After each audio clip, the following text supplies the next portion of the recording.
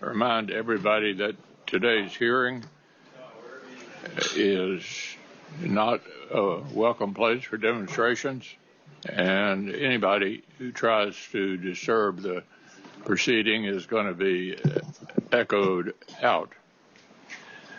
Secretary Hegseth, General Kaine, Ms. McDonnell, we're glad to have you here. There's no doubt that the global threat demands from us an uncompromisingly lethal force. And your efforts over recent months to renew the department's focus on lethality and your attention to the concerns of service members at the tip of the spear are worthwhile and appreciated. Of course, sustaining this shift requires a clear strategy and adequate investments in capabilities. So we're looking forward to hearing in detail what exactly the Office of Management and Budget is requesting on behalf of the Department of Defense for this coming fiscal year, and whether this budget flows from a strategy or instead defines and limits the strategy. This hearing will be the first public demonstration of what we hope to be a productive relationship between the subcommittee and the department. In the past, the relationship has functioned best when it's based on timely and forthcoming communication.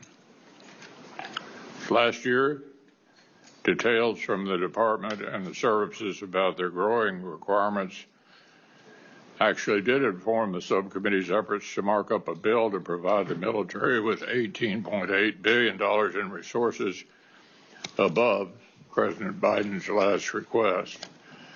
Unfortunately, we all know that didn't become law. Regrettably, the CR we're under right now has yet another missed opportunity that compounded the constraints facing the department. On this subcommittee, you'll find plenty of support for the department's efforts, for example, to improve air and missile defense systems, grow the pipeline for unmanned technologies, modernize our nuclear triad, and expand shipbuilding capacity. But lumping reconciliation spending in with full-year appropriations risks conflating different objectives. Chairman Wicker and his South House counterpart have pointed out already that even an important one-time investment in military modernization is not a substitute for steady growth in the annual budget top line. In fact, it may well end up functioning as a shell game to avoid making the most significant annual investments that we spent years urging the previous administration to make. I struggle to understand, for example, why the administration would cut procurement funding in the base fiscal year 26 budget by $14.4 billion and move that funding into, all of which enjoys strong bipartisan support, while that would be moved into a simple majority reconciliation bill. The fiscal year 26 annual request seems to do just this for Virginia-class submarines, Arleigh Burke-class destroyers, and B-21 bombers. Like with critical munitions, we should send the services and industry a sustained demand signal by incorporating them into annual appropriations. If we're really serious about making the sustained long-term investments in our military, then let's do it more than just a one-time injection of funding. If the administration wants to request a $1 trillion defense budget for fiscal year 26 and make a full-year investment in urgent priorities and new programs, let's do it. In the meantime, let's not overstate the fiscal 26 request. The administration's requested base defense budget is lower than 15 of the last 20 annual requests, including President Biden's request for fiscal year 25. In fact, fiscal year 26 extends your predecessor's streak to 5 straight base reduction requests that would fail to keep pace with inflation, let alone with the threat of China. But say we do take reconciliation into account, even then, this is hardly the largest funding request for the Department of Defense. In constant dollars, the fiscal year 26 Department of Defense budget request still falls short of the annual funding request for fiscal 08, fiscal year 09, fiscal year 10, and fiscal year 11. As a share of GDP, even including reconciliation, the fiscal year 26 request is still just around 3%. That's not just half the level of the Reagan buildup that secured peace through strength. It's even less than the 4.5% of GDP requested for defense under President Carter. As we've discussed before, I think it's worth repeating, the cost of a war is a lot bigger than preventing a war. At the height of World War II, 37% of our gross domestic product was spent on defense. In Korea, 13%, Vietnam, 9%, the Reagan buildup, 6%. So we know looking strong actually works. Saves money, saves lives. But what we're looking at this year is less than 4.5% of the GDP, which was the last defense request of President Carter. Why should we expect our allies to spend 5% when we're investing about half that? The failure to spend more on defense is compounded by another dynamic. Every year, a greater share of the defense budget goes to cover costs other than modernizing and procuring new weapons and equipment for our fighting forces. Without additional resources, rising personnel and operations and maintenance costs risk crowding out new capabilities. How we will allocate taxpayer dollars is an expression of our political will. We can't expect our adversaries to take American hard power seriously if we don't put our money where our mouth is. But as I mentioned, we're also interested in your articulation of the strategy that informs, or is it informed by, the administration's budget. How does that strategy account for adversary alignment? How does it address not only the threat of conflict in the Indo-Pacific, but the reality of conflict and military threats to our interests in Europe and the Middle East? Most of us on this panel believe that Russia's war in Ukraine, its alignment with the aims of other U.S. adversaries, and its eventual outcome are profoundly important to America's interests and offer more than just a glimpse into the future of warfare. I'd like to hear your views on this conflict. Who is the aggressor? What are the stakes for America in the West? What is the return on investment of our assistance to Ukraine? I don't see funding for Ukraine's security assistance initiative in your budget request. Is it the administration's view that terminating security assistance to Ukraine will make lasting peace more or less likely? What lessons is the U.S. military learning from the conflict? How will the Department of or industry continue to learn if we cut off our partnership with the world's leading battlefield innovators? Why would Asian partners trust us if we abandon partners in Europe? What lessons are China, Iran, and North Korea learning? And how much more will they benefit if Russia prevails? I'd like to hear your views on the impact of war in Europe on other theaters. The Asian and Pacific allies you just met with recently are under no delusions about how unchecked Russian aggression influences the calculus of President Xi. They understand that strategic alignment among adversaries is actually global. They're all communicating with each other. America must recognize in turn that the risk of simultaneous conflict on multiple fronts is real and growing. Your Undersecretary for Policy acknowledged this reality in his confirmation hearing this spring. But the capabilities America needs to prevail in such a conflict do not seem to be reflected in the requests we've received from OMB. So there's a lot we need to cover today. We'll invite you to make opening statements in just a moment, but with that, I'd like to turn to Senator Coons. Thank you, Mr. Chairman. Thank you as well, Secretary Hegseth, Chairman Kaine, Ms. McDonnell, for joining us here today. We are confronting a world more dangerous today than at any time since the Cold War, and our nation needs and deserves a strong and coordinated response to deter the threats we face, to protect our freedoms, and keep our citizens safe. The last several administrations correctly prioritized China. The People's Republic of China is the pacing threat to our nation's security.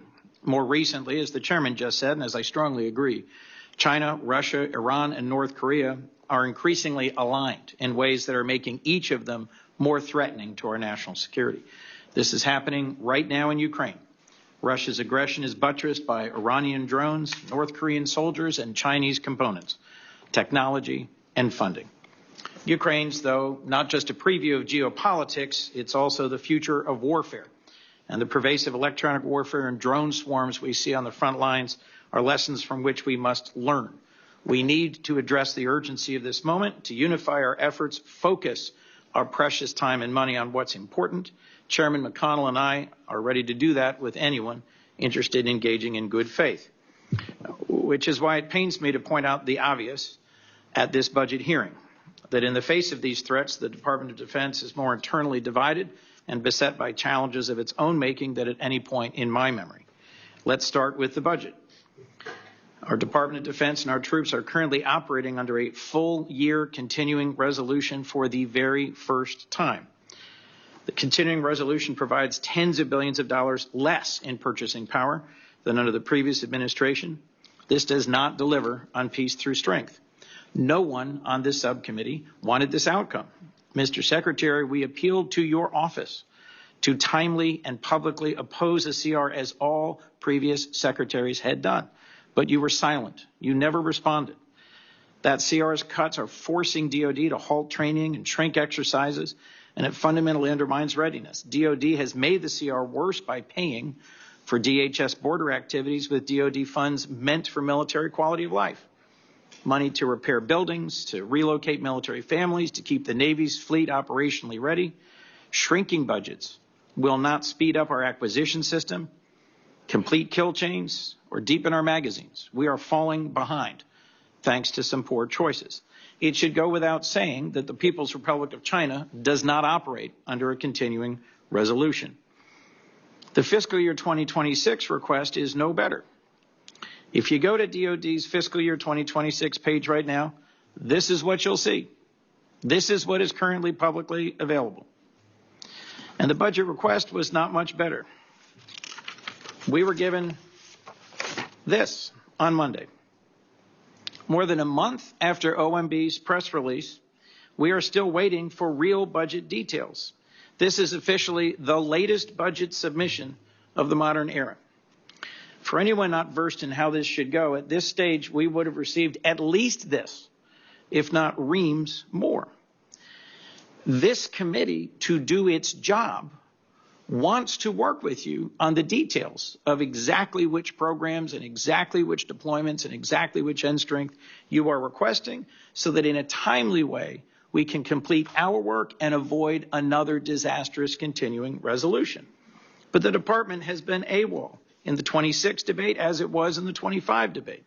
Bills are already being written, and the department's inability to explain its budget is slowly making it less relevant to what it receives in fiscal year 26 in our appropriations process. What's clear is the base request is exactly the same funding level as the FY25 CR that's created problems. Mr. Secretary, you're requesting an increase instead through budget reconciliation, a partisan gamble that I believe shows poor judgment about how to handle our nation's security.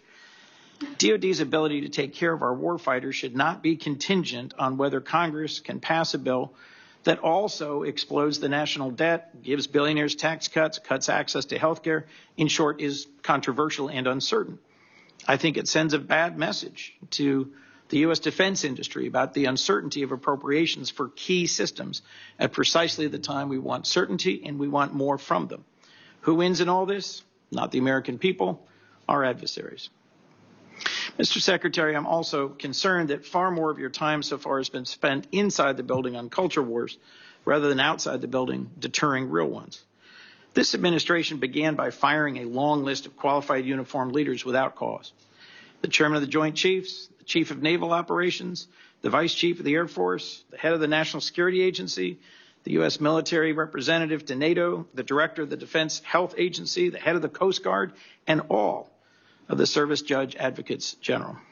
Continues to push out tens of thousands of civilians who should instead be repairing our ships, testing equipment, providing health care. It's rooting out fully qualified, combat-proven service members solely because they are transgender to satisfy a petty animus. And it's censoring service academy libraries so that no future leader of our military can read Maya Angelou or Janet Jacobs' book on the Holocaust. Even Jackie Robinson's World War II service photo is not safe from culture warriors. In January of this year, any patriotic American who met the qualifications could serve our nation, and the Marines at 29 Palms were training for the Indo-Pacific, not the streets of Los Angeles. We worried then about our enemies rather than each other, and we should return to that model. We also, frankly, need to get back to partnering with and supporting our allies. This administration has publicly and repeatedly threatened to seize the territory of NATO allies and retake the Panama Canal. The president paused aid to Ukraine, both intelligence partnership and military support, in the middle of their just war against one of our primary global enemies. And at times, rather than help and partner with our allies, we've levied massive tariffs against our partners. The department's fiscal year 26 request compounds these mistakes by explicitly eliminating assistance to Ukraine and slashing security cooperation with allies around the world, sending exactly the wrong signal. Our global network of strong allies is our asymmetric advantage. The administration's budget request may try to abandon our allies, but this Congress should not. I'll also cite a predecessor in your role, Secretary Mattis, who testified to Congress that we need to complement strong investments in defense with comparable investments in diplomacy and development. In fact, I think he once said famously, if we don't spend adequately on diplomacy and development, I will need more bullets because we will be in more wars. Yet DOJ has shredded our development work, shredding trust as well with partners and allies.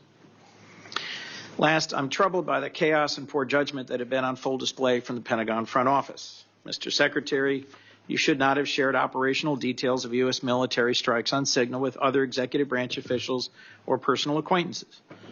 Mishandling important and sensitive military information in the middle of an operation by a secretary is unthinkable. You've also fired several top aides, and you've been unable to hire a new chief of staff for months. Mr. Secretary, this cannot continue.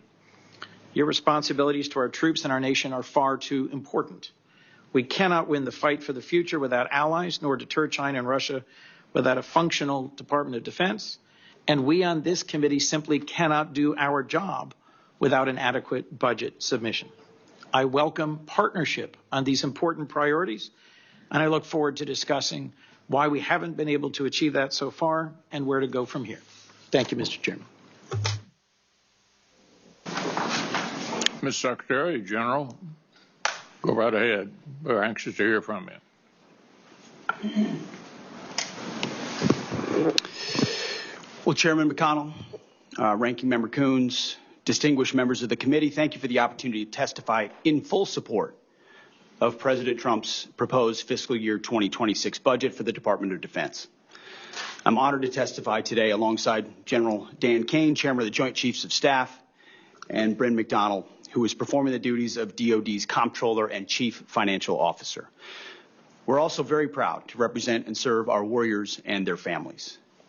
Today, as they do every day, they're keeping America safe. They're defending the homeland.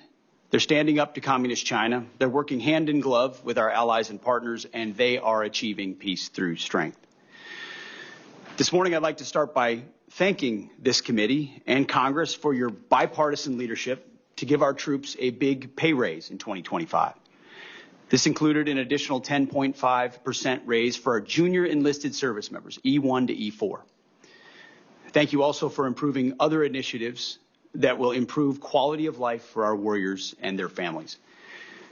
With a focus on our troops and their loved ones, I've directed additional actions that will further improve their quality of life. These include making historic investments to improve living conditions in barracks and base housing, reforming the PCS process to reduce the cost and stress of these moves, and improving the quality of care provided to our defense healthcare system. The best part of our job, of my job, is meeting and interacting with the troops and their families. I hear their concerns. I know how it feels to face these challenges. I've been there recently. Each of these initiatives responds to feedback I or we have received directly from the force. We will keep listening and keep looking for ways to improve their quality of life. Under President Trump's leadership, this budget puts America first and gives our warriors what they need. The $961.6 billion budget request, which is over $1 trillion for national security total, will end 4 years of chronic underinvestment in our military by the Biden administration. Now, as is custom with first-year administration budget releases, additional time was necessary to implement presidential initiatives. So in the last 4 months, we have moved very quickly to reverse course after 4 years of weakness and mismanagement. We found nearly $30 billion in savings across the department. We killed wasteful programs, targeted bureaucratic excess, and redirected funding from Biden-era priorities to President Trump's priorities. Working with the Department of Homeland Security, we increased border security, to say the least. We reduced China's malign influence in our hemisphere. We defended freedom of navigation in the Red Sea. However, because of so much deferred maintenance, we still have a lot of work in front of us to achieve peace through strength. So to carry out the President's mission, we've set 3 priorities for the department. Restore the warrior ethos, rebuild our military, and reestablish deterrence. First, we're restoring the warrior ethos. President Trump charged me to focus relentlessly on warfighting, lethality, meritocracy, standards, and readiness, and that's exactly what we're doing. We're refocusing on what's important, our warriors. We're sweeping away distractions and bloated bureaucracy. We set standards that are high, equal, and unwavering. DEI is dead. We replaced it with a colorblind, gender-neutral, merit-based approach. And our force is responding incredibly positively to these changes. Because of President Trump, recruiting and retention is higher than it's been in decades. This budget provides a historic level of funding for military readiness, putting our warfighters and their needs first. And young Americans are responding and signing up in droves. Second, we are rebuilding our military. 25 years ago, our military was unchallenged, yet we squandered that advantage as China carried out an unprecedented military buildup. President Trump is correcting those mistakes. We're reviving our defense industrial base, reforming our acquisitions process, and rapidly fielding emerging technologies and new weapons so that our warfighters can meet the challenges of an evolving threat field. This budget invests $25 billion in Golden Dome for America, a down payment on President Trump's priority to defend our homeland. It also commits more than $62 billion in total to modernize and sustain our nuclear forces as we face rising nuclear dangers. The budget allocates $3.5 billion for the F-47, the world's first sixth-generation air superiority fighter. The budget will also revitalize our shipbuilding industrial base with $6 billion in funding in FY26 and $47 billion total in shipbuilding. The budget also significantly increases funds to buy next-generation technology, including autonomous systems, long-range drones, long-range fires, and hypersonics. We will put these capabilities in the hands of our warfighters. These steps will keep us the strongest and most lethal force in the world. Third, we're reestablishing deterrence. When an opponent sees our well-equipped and tough-as-nails warriors, they will decide that today is not the day to test American resolve. Credible deterrence starts at home. It starts with securing our borders. We will achieve 100% operational control of our border, and so far border crossings are down 99.9% from the open border policies of the previous administration. The Indo-Pacific is our priority theater, and China is our pacing threat. That's why I've traveled to the Indo-Pacific twice already to visit our forces and meet with our allies and partners. As we shift our focus toward the Indo-Pacific, President Trump looks to our allies and partners to be force multipliers alongside the United States. We are making progress in that endeavor on multiple theaters. We applaud those allies and partners who are stepping up, but also need more done more quickly, to include with our partners in Europe. As the President has rightly pointed out, it is only fair that our allies and partners do their part. We can't want their security more than they do. The Defense Department is executing a common sense agenda to achieve peace through strength. The threats we face are serious. Our investments to counter them must also be. That's what this budget does. It matches capabilities to threats. We long for peace, so we must prepare for war. We are overcoming decades of neglect and decline. We must fortify our position as the world's most lethal fighting force, and that means acting fast. This committee is a critical partner in everything we do. Your leadership and oversight is essential. We look forward to accomplishing these goals to achieve peace through strength, support our warriors, protect our citizens, and do right by our taxpayers together. May God grant us the wisdom to see what is right and the courage to do it. Thank you. Chair McConnell, Ranking Member Coons, Chair Collins, other ranking members of the committee, senators, thank you for having me today. I'm honored to join Secretary Hegseth and Ms. Bryn McDonald to appear before you today to testify on the President's fiscal year 2026 budget. Today's hearing reflects our shared commitment to maximize efficiency and accountability of our taxpayers' dollars, ensuring every expenditure increases the lethality and survivability of our joint force, and providing our warfighters with the advanced capabilities and cutting-edge technologies at scale required to dominate our adversaries.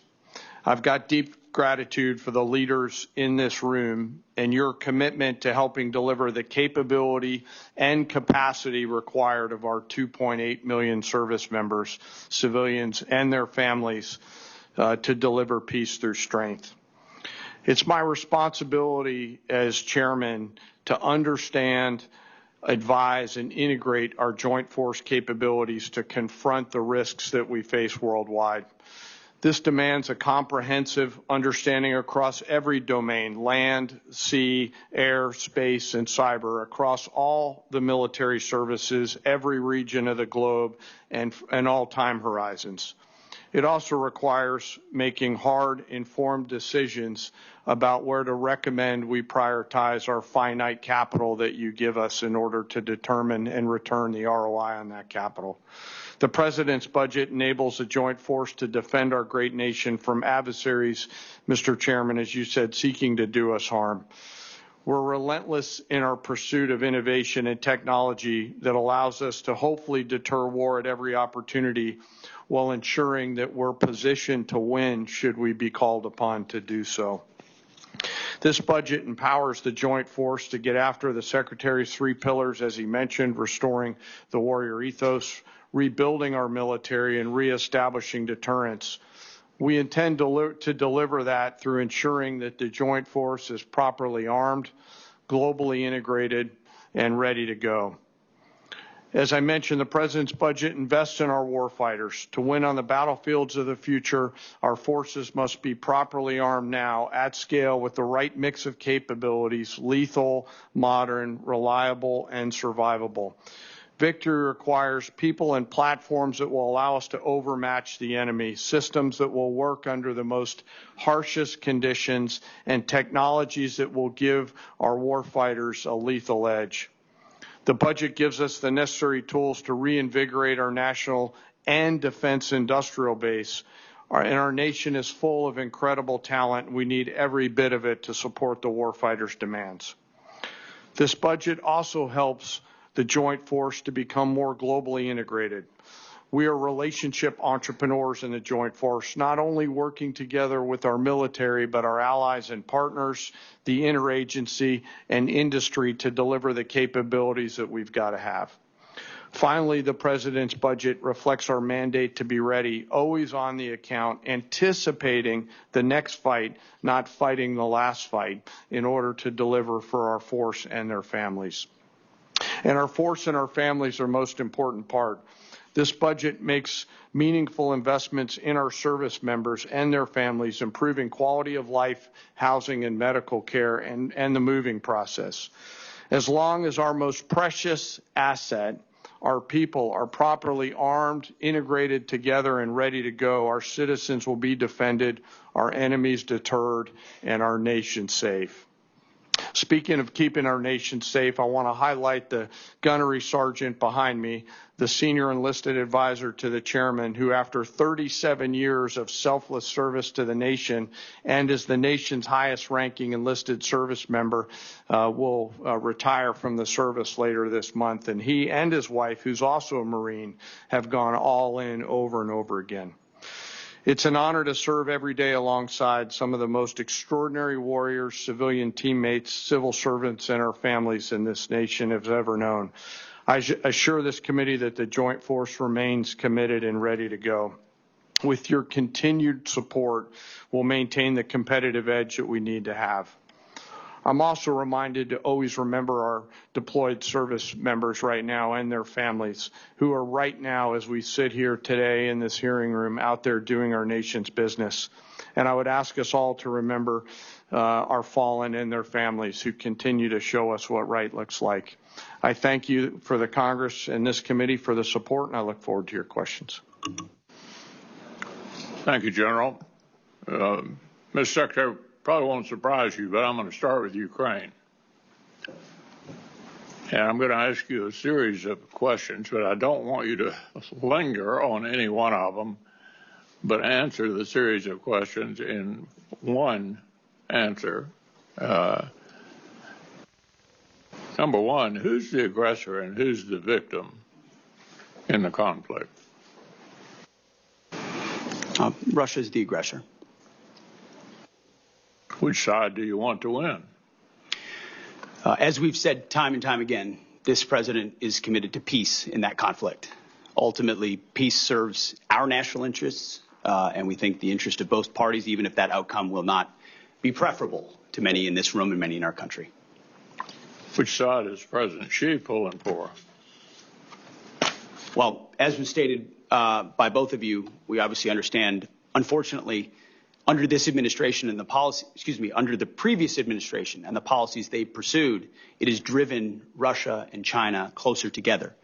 So there's no doubt that China would prefer that Vladimir Putin have a good outcome. But it would also prefer a prolonged conflict that would keep us and other countries tied down and incapable of paying attention to the malign influence of China elsewhere.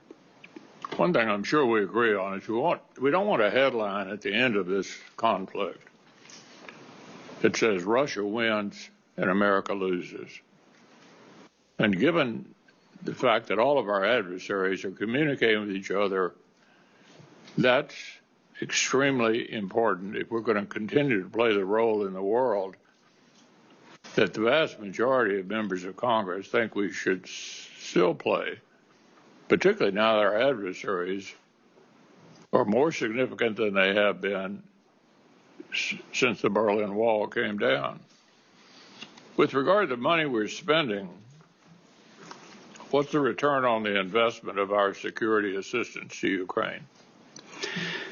Senator, I would just say, given the approach of President Trump, that's not the headline, regardless.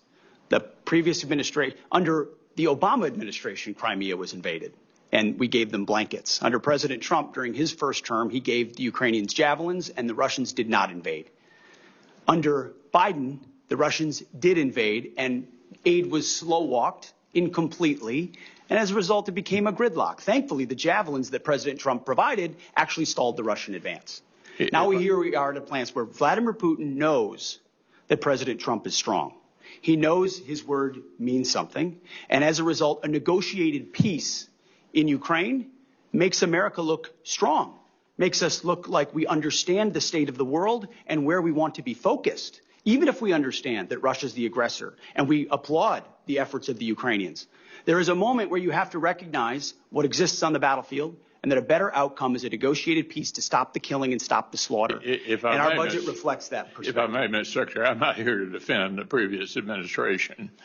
They were completely inadequate anyway. And I think you could make an argument that the precipitous withdrawal from Afghanistan was like a green light to Putin. But we are where we are. And beating up the past is not a plan for going forward to the future.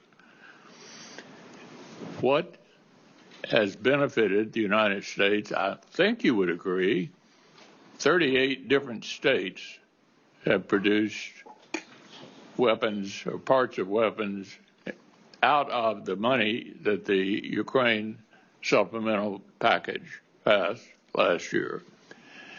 2 new members of NATO now increased spending by virtually all of our NATO allies, which President Trump deserves part of the credit for encouraging that. Vladimir Putin probably guaranteed it would happen. Everybody seems to be moving in the right direction. And then they look at us and wonder whether we're in the midst of brokering what appears to be allowing the Russians to define victory. I think victory is defined by the people that have to live there, the Ukrainians. And I don't think they're going to ever conclude that victory means basically adopting the Russian views on all this. So what do you make of what the Russians are up to? They don't seem to me to be too interested in talking. We want to talk. They seem to be increasing the war. What's your take on that? Well, no one's adopting views, sir. I would say that the budget reflects the reality that Europe needs to step up more for the defense of its own continent. And President Trump deserves the credit for that. In his first term, in this term, we're about to go to The Hague, where we hope most European NATO countries are going to commit to a 3.5, 1.5 to total of 5% defense spending, which was inconceivable before President Trump. And he has set the standard that America can't be everywhere all the time for everybody. And if you're a European country, you cannot freeload off of the United States in perpetuity.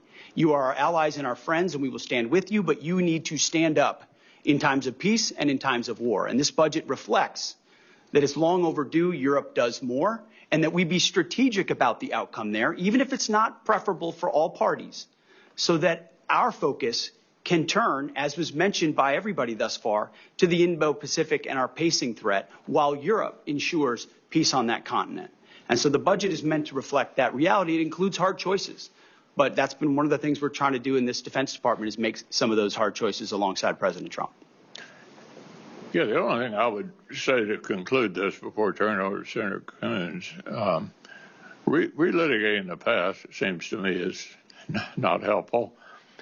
I didn't defend any of the submissions, budget submissions that the previous administration made. I had a lot of the same complaints about how they were handling this. I want to avoid that for the future. And it seems to me pretty obvious that America's reputation is on the line. Will we defend democratic allies against authoritarian aggressors? That's the international concern that I have about this. And I think a number of my members share that view. Senator Coons. Thank you, Mr. Chairman. Mr. Secretary, just a quick question to clarify something. Is a full year continuing resolution bad for the Department of Defense? Just yes or no? Sir, a full year continuing resolution is never preferable for any department, especially the Department of Defense. Not preferable. And I know, General Kaine, I don't need to ask you because your written testimony specifically says routinely operating under continuing resolutions lowers buying power, results in less deployable capital, makes it harder for industry to make long-term investments. And is it your commitment, Mr. Secretary, that you'll work with us to achieve a full year appropriation? You'll submit the budget documents necessary, work with us closely, that we'll be able to do our work so you can do yours. Senator, we are committed to working with you to make sure the Defense Department gets as robust a budget as possible where we can meet the threats of today and tomorrow. Thank you. I'll just say at the outset for all my colleagues, I am increasingly concerned that there is a threat that some believe they can best govern by continuing resolution, reconciliation, and rescission, and not ever actually have us appropriate. So I look forward to working with you to avoid that outcome, which I think would both disregard the role of Congress and put all of us at greater risk. It seems to me clear with regards to Ukraine that Vladimir Putin has no serious intent of negotiating. He continues to attack civilian targets night after night with hundreds and hundreds of drones. The Ukrainians have just carried out a spectacular attack against military targets. And it seems to me concerning that the 2026 request eliminates aid to Ukraine entirely. At the same time, the Senate has a strongly bipartisan bill led by Senator Graham and Senator Blumenthal to impose more sanctions on Russia. And many senators of both parties want to provide more aid to Ukraine. Would you agree, Mr. Secretary, that the United States should use every tool it has at its disposal, including additional sanctions, to pressure Russia to come to the table to negotiate a just and lasting peace for the war in Ukraine? Senator, every tool at our disposal? No. We have a lot of tools in a lot of places. Let me be more narrow. Let me be more narrow then. Apply. You said, and I'll take some exception to this, that our European allies cannot freeload off the United States in perpetuity. My impression is that Article 5 of the NATO treaty was only invoked once. It was after 9/11. And a significant number of our European allies and partners deployed to Afghanistan alongside us and suffered significant combat casualties. In the first 2 years of the war in Ukraine, a war of Russian aggression, 50 other countries stepped forward, deployed military support, delivered materiel, provided financial and operating support. And at regular meetings of the Defense Contact Group, your predecessor led that process of deploying military assistance. What message do you think it sends that as Ukraine continues to suffer day after day of punishing attacks on civilian centers, we're not using the $3.8 billion in presidential drawdown authority that remains to send additional air defense and interceptors, and you yourself chose to not attend the Ukraine Defense Contact Group? Mr. Secretary, why not use the already appropriated presidential drawdown authority to deliver defense material badly needed by Ukraine? Well, Senator, as you know, the presidential drawdown authorities 71 through 74 still apply, and they are still flowing. There's some in reserve. To your question about my statement, and I served with a lot of NATO allies in Afghanistan as well. Incredibly capable Canadians, Brits, and Australians and others. And grateful for them. And I've gotten to know a lot of them in this process going to Brussels. Amazing people, amazing countries. Thus, I was struck, Mr. Secretary. But we also wore a patch on our shoulder. Yes. that said ISAF, International Security Assistance Force. And you know what the joke was?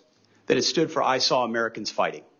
Because what ultimately was a lot of flags, was not a lot of on-the-ground capability. You're not a real coalition, you're not a real alliance, unless you have real defense capability and real armies that can bring those to bear. And that's a reality that Europe is waking up to quickly, and we're glad. Because they're our friends, and we want them to be safe and free and secure. And sometimes that takes true talk and tough love, and they've responded very well to that because we want them to succeed. And Mr. Secretary, let's just make clear for the record that our military partners in Afghanistan included many who served and died. Our Danish partners and allies on a per capita basis. Don't try to make it look like I don't care about the investments of our partners. Of course I do. Mr. I recognize Secretary, that there were lives lost from other countries. Of but course the bulk of the effort was Americans. And an alliance needs to include other countries and be more balanced. Mr. Secretary, to be a real alliance. as I pointed out in my opening comments, our partners and allies have stepped up, have invested, have engaged in the defense of Ukraine, and so should we. We should not be pursuing a ceasefire and a negotiated resolution to the war in Ukraine at any cost. Peace through strength means actually using our strength, continuing to support Ukraine, and securing a lasting peace. Putin will only stop when we stop him. And the best way to stop him is indeed through a stronger NATO. I look forward to the NATO summit. I agree with you that a significant investment by NATO in our collective security is a great investment, but we cannot abandon Ukraine. That would put us significantly at a strategic disadvantage. Thank you, Mr. Chairman. Senator Collins. Thank you, Mr. Chairman. And let me start by thanking you for framing what is at stake and for your emphasis on Ukraine. I also agree with Vice Chair Coons that the department has been unacceptably slow in providing us with the account level information that we need to draft the Defense Appropriations bill. I agree with him that a CR is not conducive to the smooth and effective operations of the department, but I would respectfully point out to my colleague that the Appropriations Committee reported the Defense Appropriations bill before the August recess, and it was the Democratic leader who decided not to bring the bill to the floor. And that is why we ended up with a continuing resolution. Mr. Secretary, let me turn to you now. You recently stated that DOD is focused on the strategic threat posed by China and that this threat is, and these are your words, real and could be imminent. And I agree with you. China now fields a navy of approximately 400 ships and is expanding its fleet at a pace that far exceeds ours. The U.S. Navy currently has only 293 ships, clearly inadequate. Yet the Department of Defense budget for FY26 proposes funding for only 3 additional ships, a Columbia-class submarine, a Virginia-class submarine, and an ocean surveillance ship. No funding in the base budget is requested for DDG-51s, the Navy's workhorse surface combatant. Instead, the administration unwisely is relying on reconciliation to fund a second Virginia-class submarine and 2 Arleigh Burke-class destroyers. Reconciliation, Mr. Secretary, was meant to provide one-time supplemental funds to augment the defense budget, not to supplant the investments that should be in the base budget. Could you explain the department's rationale for excluding these critical war-fighting platforms from the annual appropriations request and creating instability for future defense budgets? Well, Senator, I appreciate the question. There are a lot of complexities that go into how budgets are formed. from the view of our department, working on Capitol Hill and with the White House, is that we have 2 bills and 1 budget. So when I look at the threats that we face in the Indo-Pacific, that is precisely as we've worked with the chairman and the joint staff and across OSD and all the COCOMs, that has precisely been the compass by which we have judged the capabilities that we need. So when you look at the totality of the $961 billion or $1 trillion total over national security, that's 19 new ships. It's a historic investment in shipbuilding. It's over $6 billion in the shipbuilding defense industrial base. It's long-range fires, it's hypersonics, it's pre-positioning stocks, it's critical munitions. It's all focused in ways the previous administration talked a lot about, but we are actually making the tough choices to invest in. So I understand the dynamics of base bill versus reconciliation, and I concede that, ma'am. But ultimately, we're looking at it as one investment for FY26, and we think with a 13% increase over last year that it's a historic investment. Well, I would point out that the budget overall actually provides less buying power than the FY25 enacted budget because it does not adjust for inflation. And I hope that's something that we can work together on to correct. Let me turn to another issue. The Portsmouth Naval Shipyard in Qatari, Maine, overhauls the Navy's submarines, nuclear submarines. Senator Shaheen and I helped to secure an exemption from the hiring freeze for the shipyard, and that is absolutely essential. But if I could speak for Senator Shaheen as well as myself, both of us are hearing from shipyard leaders as well as the Navy, as well as the rank and file workers, the union leadership, that the delays in hiring and onboarding across the workforce, from frontline mechanics to security personnel, continue. Could you speak to what is causing this delay since the exemption from the hiring freeze was granted months ago? Well, it's a great point, Senator. I will have our team dive into that because that should not be the case. There was very specifically exempted because of the importance of those shipyards, and whatever we can do to speed it up for you, we will do. Thank you. Thank you, Senator Collins. Senator Murray and then Senator Graham. Thank you very much, Mr. Chairman. Secretary Hegseth, you oversee one of the largest and most important organizations on planet Earth. More than anything, the Department of Defense needs stable, competent, and strategic leadership. And much as I had feared back in January, is not what we are seeing under your leadership. In a matter of months, you have lost top aides and reportedly struggled to hire new ones. You have fired highly respected top military officials. You shared highly sensitive attack plans over Signal and apparently with people in your own personal circles, and you've not taken responsibility for those mistakes. All the while, the security challenges we face have grown larger, not smaller. And then in the face of these challenges, you've taken a series of actions that weaken our posture. For example, in my home state of Washington, which is home to many DoD installations critical to our Indo-Pacific strategy, you have pushed out almost 2,000 highly trained civilian employees, including at Puget Sound Naval Shipyard. Mr. Secretary, you talk about returning the department to its mission of warfighting, but I am repeatedly hearing that your policy and personnel changes at the Pentagon are only undermining, not strengthening our military's preparedness to protect our country. You are deploying the American military to police the American people. You're sending the National Guard into California without the governor's request. Sending the Marines not after foreign threats, but after American protesters. And now President Trump is promising heavy force against peaceful protesters at his D.C. military parade. Those sorts of actions and that sort of rhetoric from a president of the United States should stop every one of us cold. Threatening to use our own troops on our own citizens at such scale is unprecedented, it is unconstitutional, and it is downright un-American. We should all be speaking out against this and demanding accountability.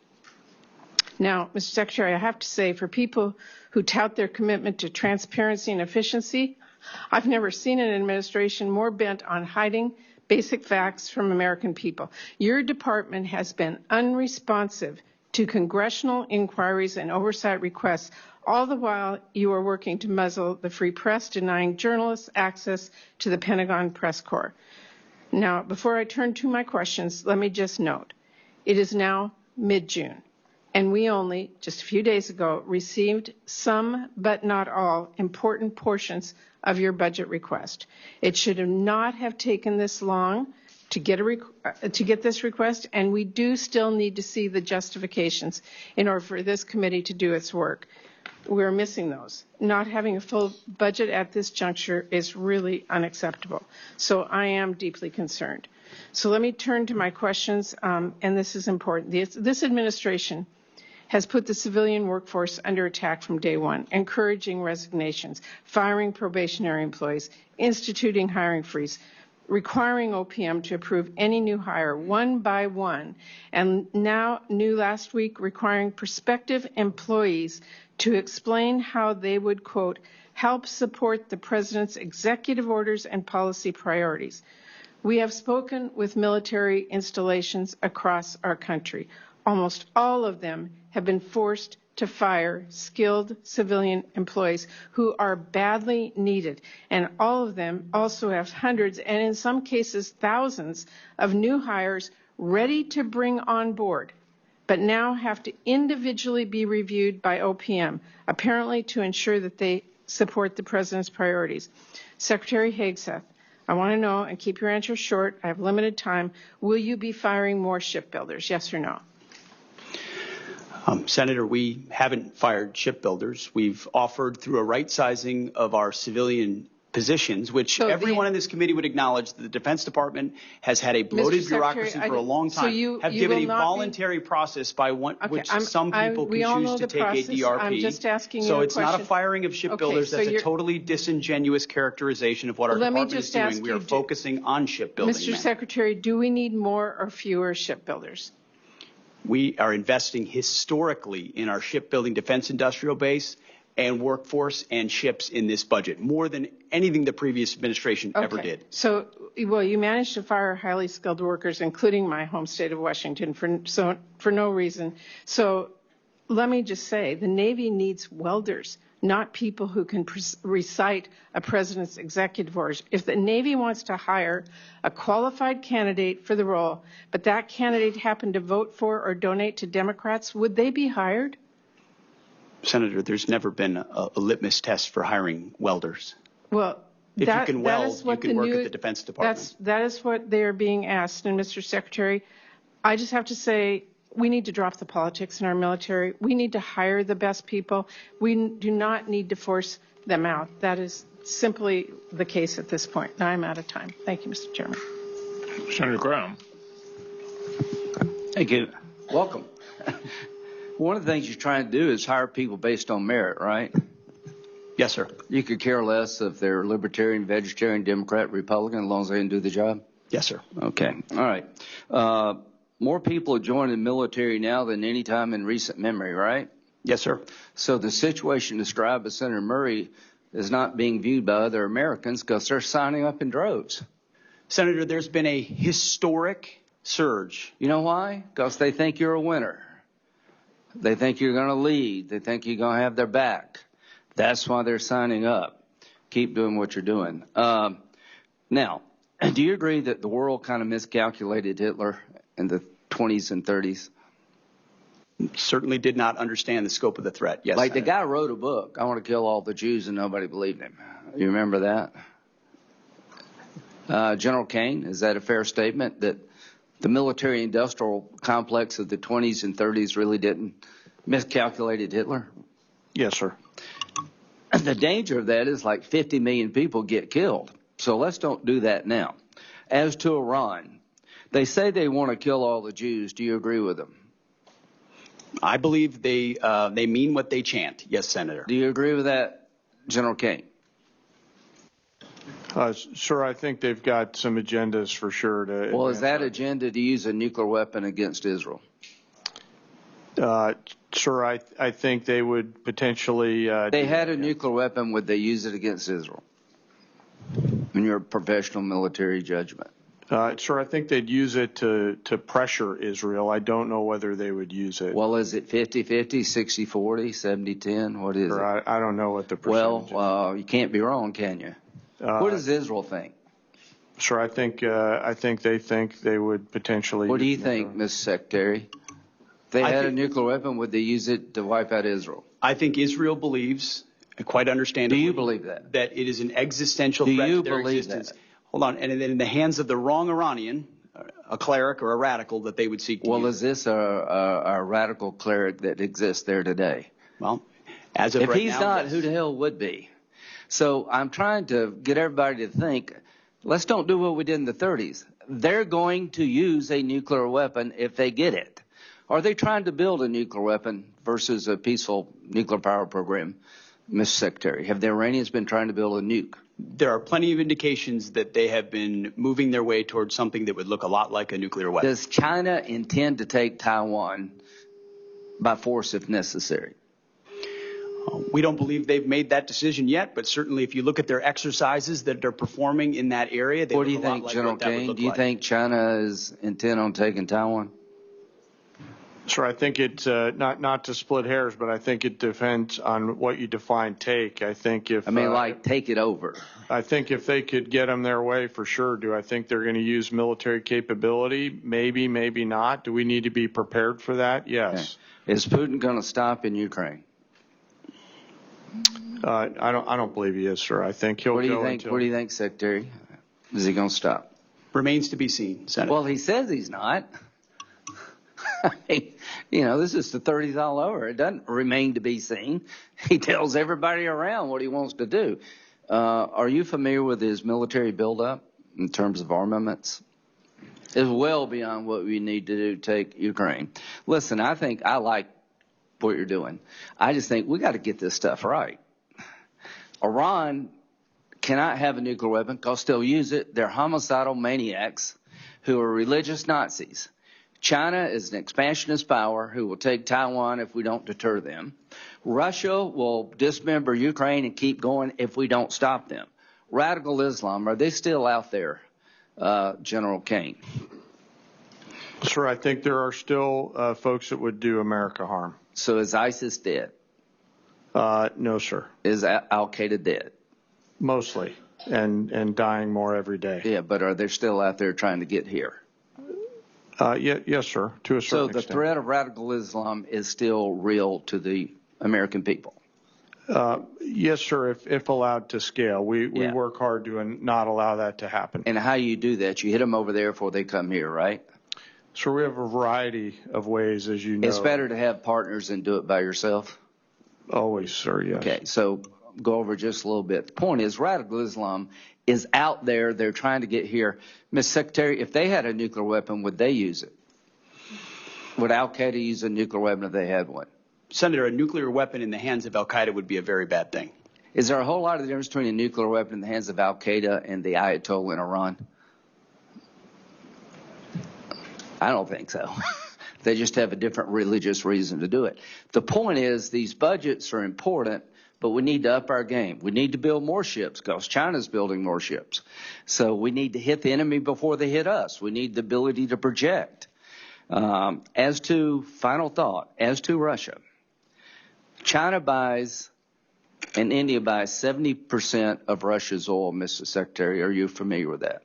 Yes, sir. If they stop buying cheap Russian oil tomorrow, would that grind Putin's war machine to a halt? It's a vulnerability. Yes, sir. We have an ability through legislation to get China and India's attention that if you keep buying cheap Russian oil to empower Putin to kill Ukrainian children, you're going to lose access to our markets. I would urge you and the administration to use that tool to get the attention of China and India. I'll end with this. We're not going to evict every Russian from Ukraine. I'm a practical guy. But we got to end this war so we don't entice China to take Taiwan, and we don't encourage Iran to think we're just all talk and stopping their nuclear ambitions. So you live in very dangerous times. I want to help you. General Kaine, you're the right man at the right time. Thank you. Senator Reid, and then Senator Moran.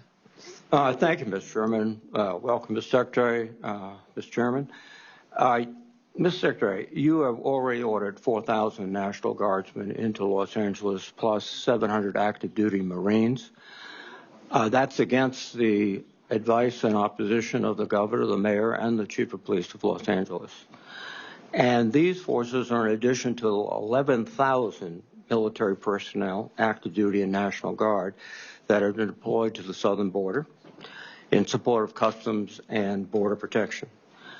Separately, the Department of Homeland Security has requested more than 20,000 National Guard troops to assist in, I quote, interior immigration efforts. And I understand you've approved an additional phase of 700 service members for this mission, with additional associated command and control from Texas, Florida, and Louisiana. This week, the Department of Homeland Security sent another request for DoD support to transport ammunition, quote, to authorize military forces to detain or arrest American citizens, to provide DHS with military drone surveillance support, and to have the Marine Corps advise DSH on running joint operations. Is it your intent to approve these requests, all of them?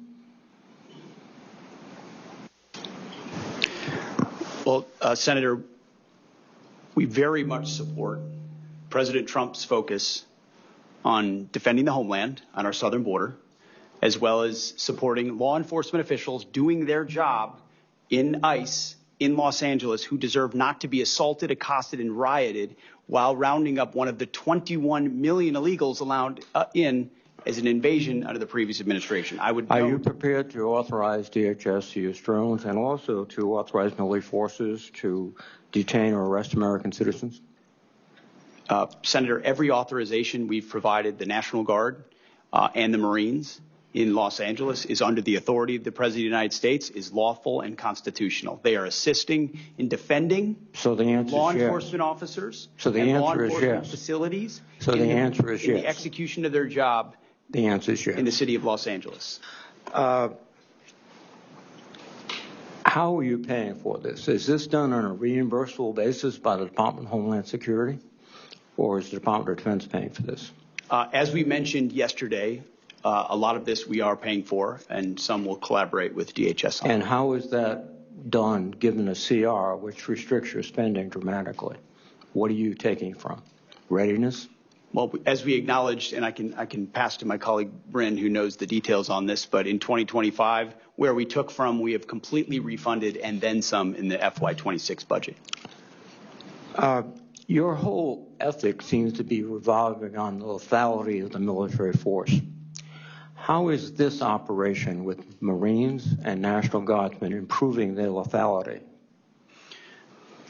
Senator, you mentioned the 11,000 at the border. It's actually 13,000. And I've been down there to speak with them multiple times. And people will say that mobilization hurts readiness. When you talk to them, it actually improves their readiness. I'm talking about lethality. That's what you talk about all the time. Readiness and training and accountability is all part of lethality. No, that's right, training. The more ready you are, the more capable you are, the more accountable you are, the higher your standards are. It all makes you more lethal. So the mission in Los Angeles, as you know well, sir, is not about lethality. It's about maintaining law and order on behalf of law enforcement agents who deserve to do their job without being attacked by mobs of people. And so we're very proud that the National Guard and the Marines are on the streets defending the ICE agents, and they will continue to do that. Law and order is a civil function under the Constitution of the United States. Civil enforcement, law enforcement authorities, not the U.S. military. And there's plenty of precedent for the U.S. military supporting law enforcement officers. What your military is doing right now is laying concertina wire, guarding buildings, maintaining vehicles for other services. This is not only, I think, illegal, but also a diminution of the readiness and the focus of the military. But let me change course a bit. There's a general understanding that you have taken possession of this Qatari aircraft, the 747. But there are public reports that Qataris have not yet signed a memorandum of understanding, which would specify that the agreement was initiated by the Trump administration and Qatar is not responsible for any future transfers of the plane's ownership. Are you in possession of the Qatari airplane now? Any specifics about future aircraft that could be Air Force One can't be discussed here, but sure it can be discussed there is a here. conversation about a memorandum of understanding. A memorandum of understanding remains to be signed, Senator. You have signed a contract with a company to reconfigure the aircraft. What is the price of that contract? That cannot be revealed in this setting, sir. Why can't it be revealed in this setting? Well, this is the Appropriations Committee of the United States Senate. We appropriate the money that you will spend after it's authorized by my committee. And you cannot tell us how much the contract is for? You will have that number, Senator. It just can't be talked about. You want it now. It's been signed. The contract has been signed, correct? The contract has been signed?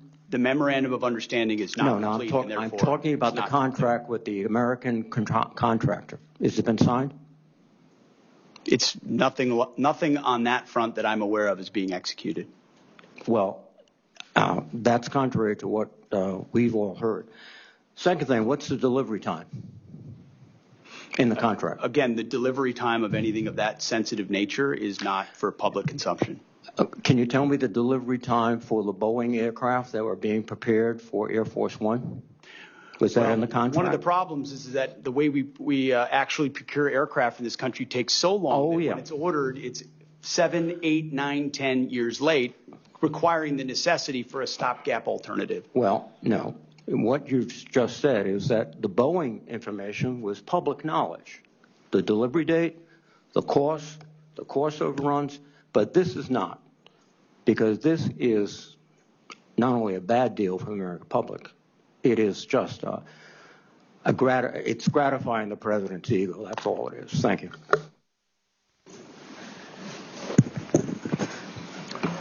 Senator Moran, and then Senator Durbin and Senator Hoeven.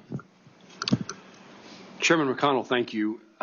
Secretary, an issue for me as a Kansan, but an issue for folks who fly out of Ronald Reagan National Airport.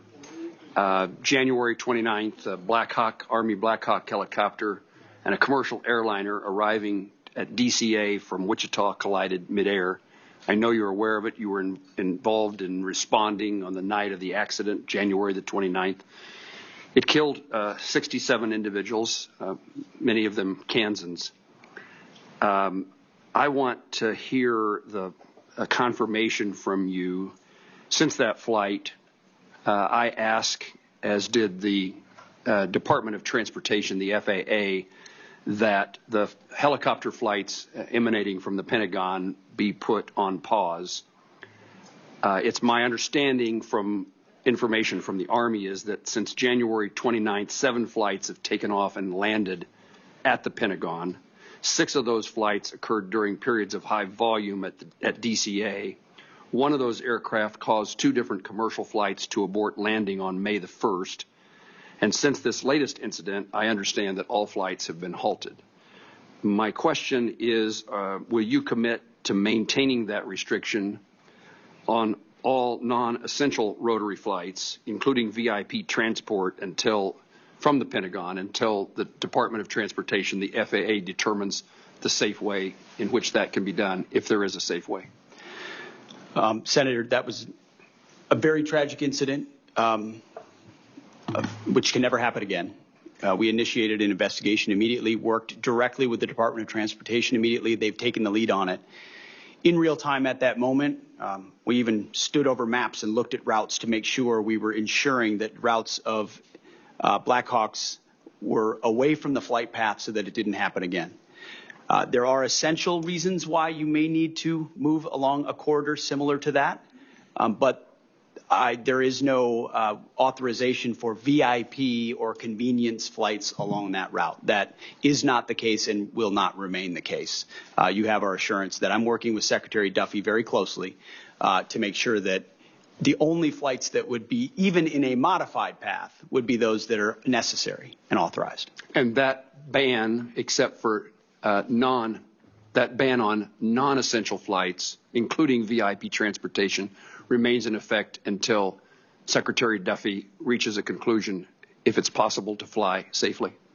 We are in direct coordination with Secretary Duffy, and we take his recommendations very seriously and work together. And only where there's a dynamic and ongoing need for the Defense Department would we push back and try to figure out a middle ground. Thank you, and I compliment you on your response and engagement on January the 29th. I appreciate that very much, including the conversation you and I had that evening.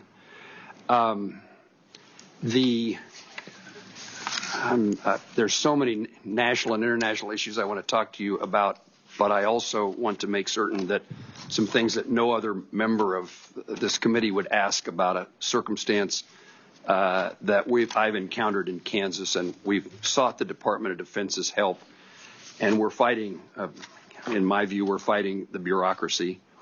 We have an Army Corps of Engineers lake in Kansas. It's next to a city, a community called Council Grove. It's a county seat town of several thousand people. Their community depends upon the tourist traffic and usage of that lake. They had a manager, a ranger at that lake. The Corps did. Hiring that ranger shifted to another lake. The hiring freeze prevented somebody from being hired to replace that person.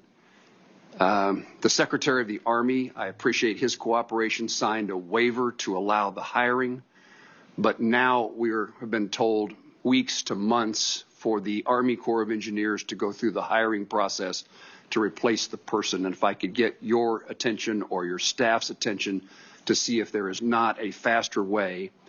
This community says that the people who come to stay and visit the lake, so at the moment the marina is threatened to be closed, there's no one to clean the latrines, no one can check the permits, so the lake is unusable, and summer is the season in which this community thrives based upon visitors to the lake.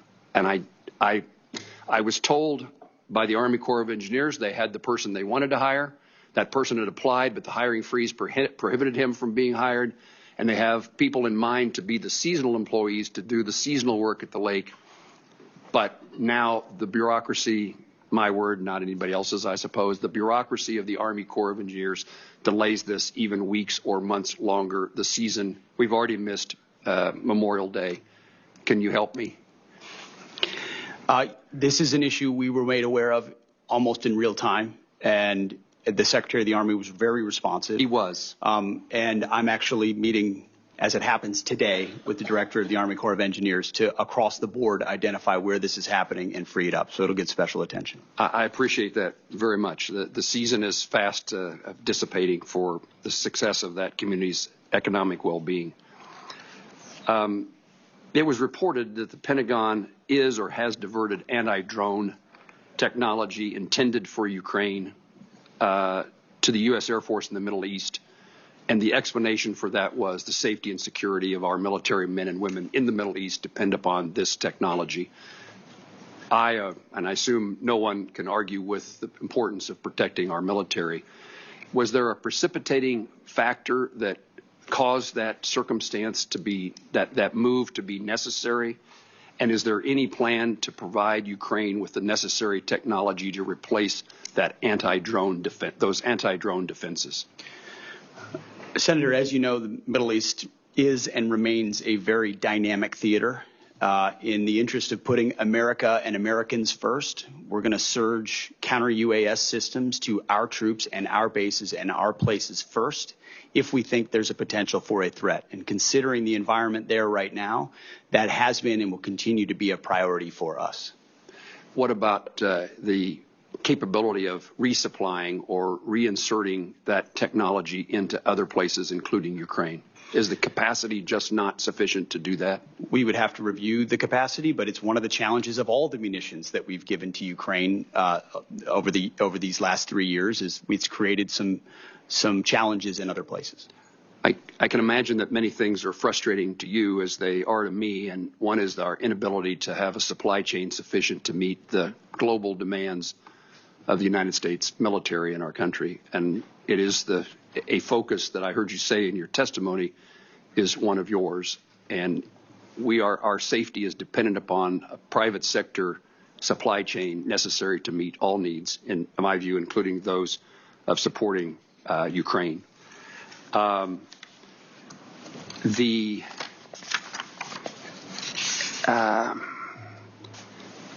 very supportive of the department's review of our withdrawal from Afghanistan, the United States withdrawal from Afghanistan. I think it was one of the saddest days in my experience as a member of Congress to see the circumstances and the nature of our departure and the loss of life that occurred in that effort. It is important that we do, when we're withdrawing, we do it in a way that protects our interests, and we did not do that in my view. It's also a poor signal to our adversaries that we are feckless, we're incapable of doing things well. It also is a message to our allies that we may not remain strong and keep our commitments to them. So while I wouldn't debate the departure from Afghanistan, in my view, it's undebatable about the nature of the withdrawal and how damaging it was to our country. In the midst of all that chaos, we abandoned thousands of Afghans who worked side by side with Kansas soldiers. I hear about it frequently, and I heard more about it back at the time about who we left behind that were allies and friends of those who served.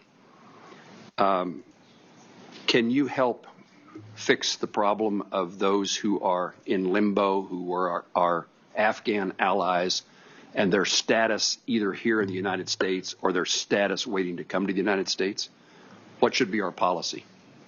Senator, our doors have been open. Could I just take a minute to encourage everybody to stay within the 5 minutes, because we have a number of senators here who need to get a chance. I obviously violated the rule and didn't know it, Mr. Chairman. So after Senator Moran, we'll go to Senator Durbin and then Senator Hoeven.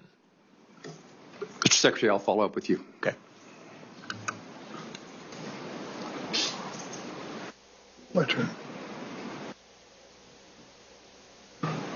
You're up. I can take a second. We're just going to have to get the gentleman from Kansas a clock. I thought it meant I had 4 minutes and 55 seconds left.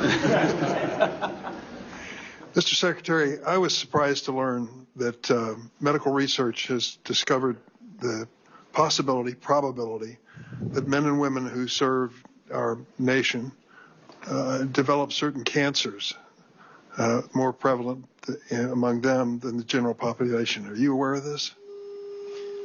That men and women in uniform may develop certain different cancers than civilians? More frequent and the like? I'm not familiar with the particular study that you're referring to, but I'd be interested to see it.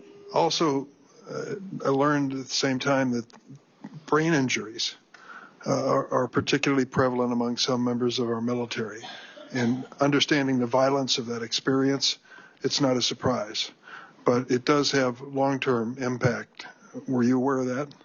Yes, sir. Do you know why?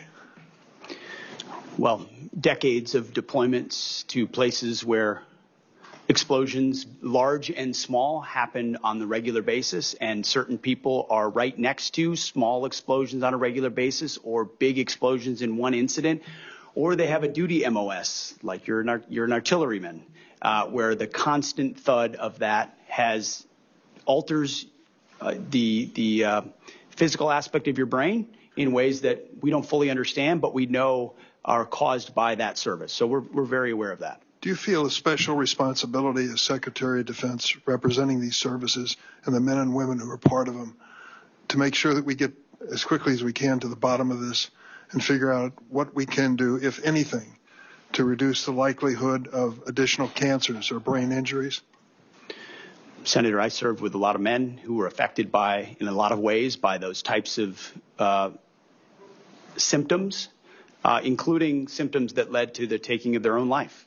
Yes. This is a deadly serious issue. We are committed to getting to the bottom of who it affects and why, and making sure we do right by it. So let me tell you what I've done about it. As chairman of this subcommittee at one point in time, we have dramatically increased the medical research to protect the men and women in uniform. As we learn these things, we want to get to the bottom of it as quickly as possible. It is enough for me that they risk their lives for our country. We shouldn't make it a more dangerous situation, and we ought to understand what's going on in their minds and their bodies when they serve. And as a result of that, we have dramatically increased defense medical research. I think we owe it to the men and women in uniform. Your budget cuts two-thirds of that amount for defense health research. How can that be consistent with our mutual goal of making the military life a safer life for our men and women in uniform? Well, Senator, I would take issue with your characterization that all two-thirds of that, whatever was reduced, is focused on the issues that you just spoke about, because those are issues that, as a secretary who's very close to these issues and knows people close to these issues, my team knows that's exactly the type of research that we would fund. But we did find lots of other research inside the Defense Department to the tens and millions, and in some cases hundreds of millions of dollars, that was a boondoggle for the American people. Why? And Why do you we were say, proud to get give me rid an of it. example of a boondoggle in medical research in There are defense health. I mean, we're talking about some stuff I shouldn't say in public. You know, marbles in the rear ends of cats.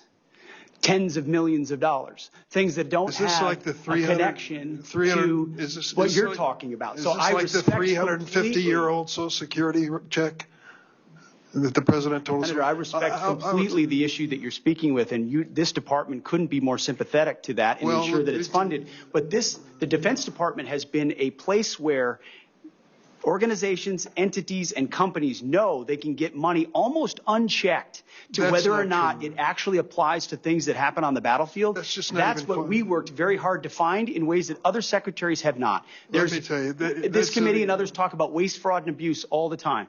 We have actually gone after waste, fraud, and abuse, because every dollar that's spent is a dollar we can pour into the war. Eliminating two-thirds of the money for defense health research, put that next to the decision to cut NIH medical research by 40%.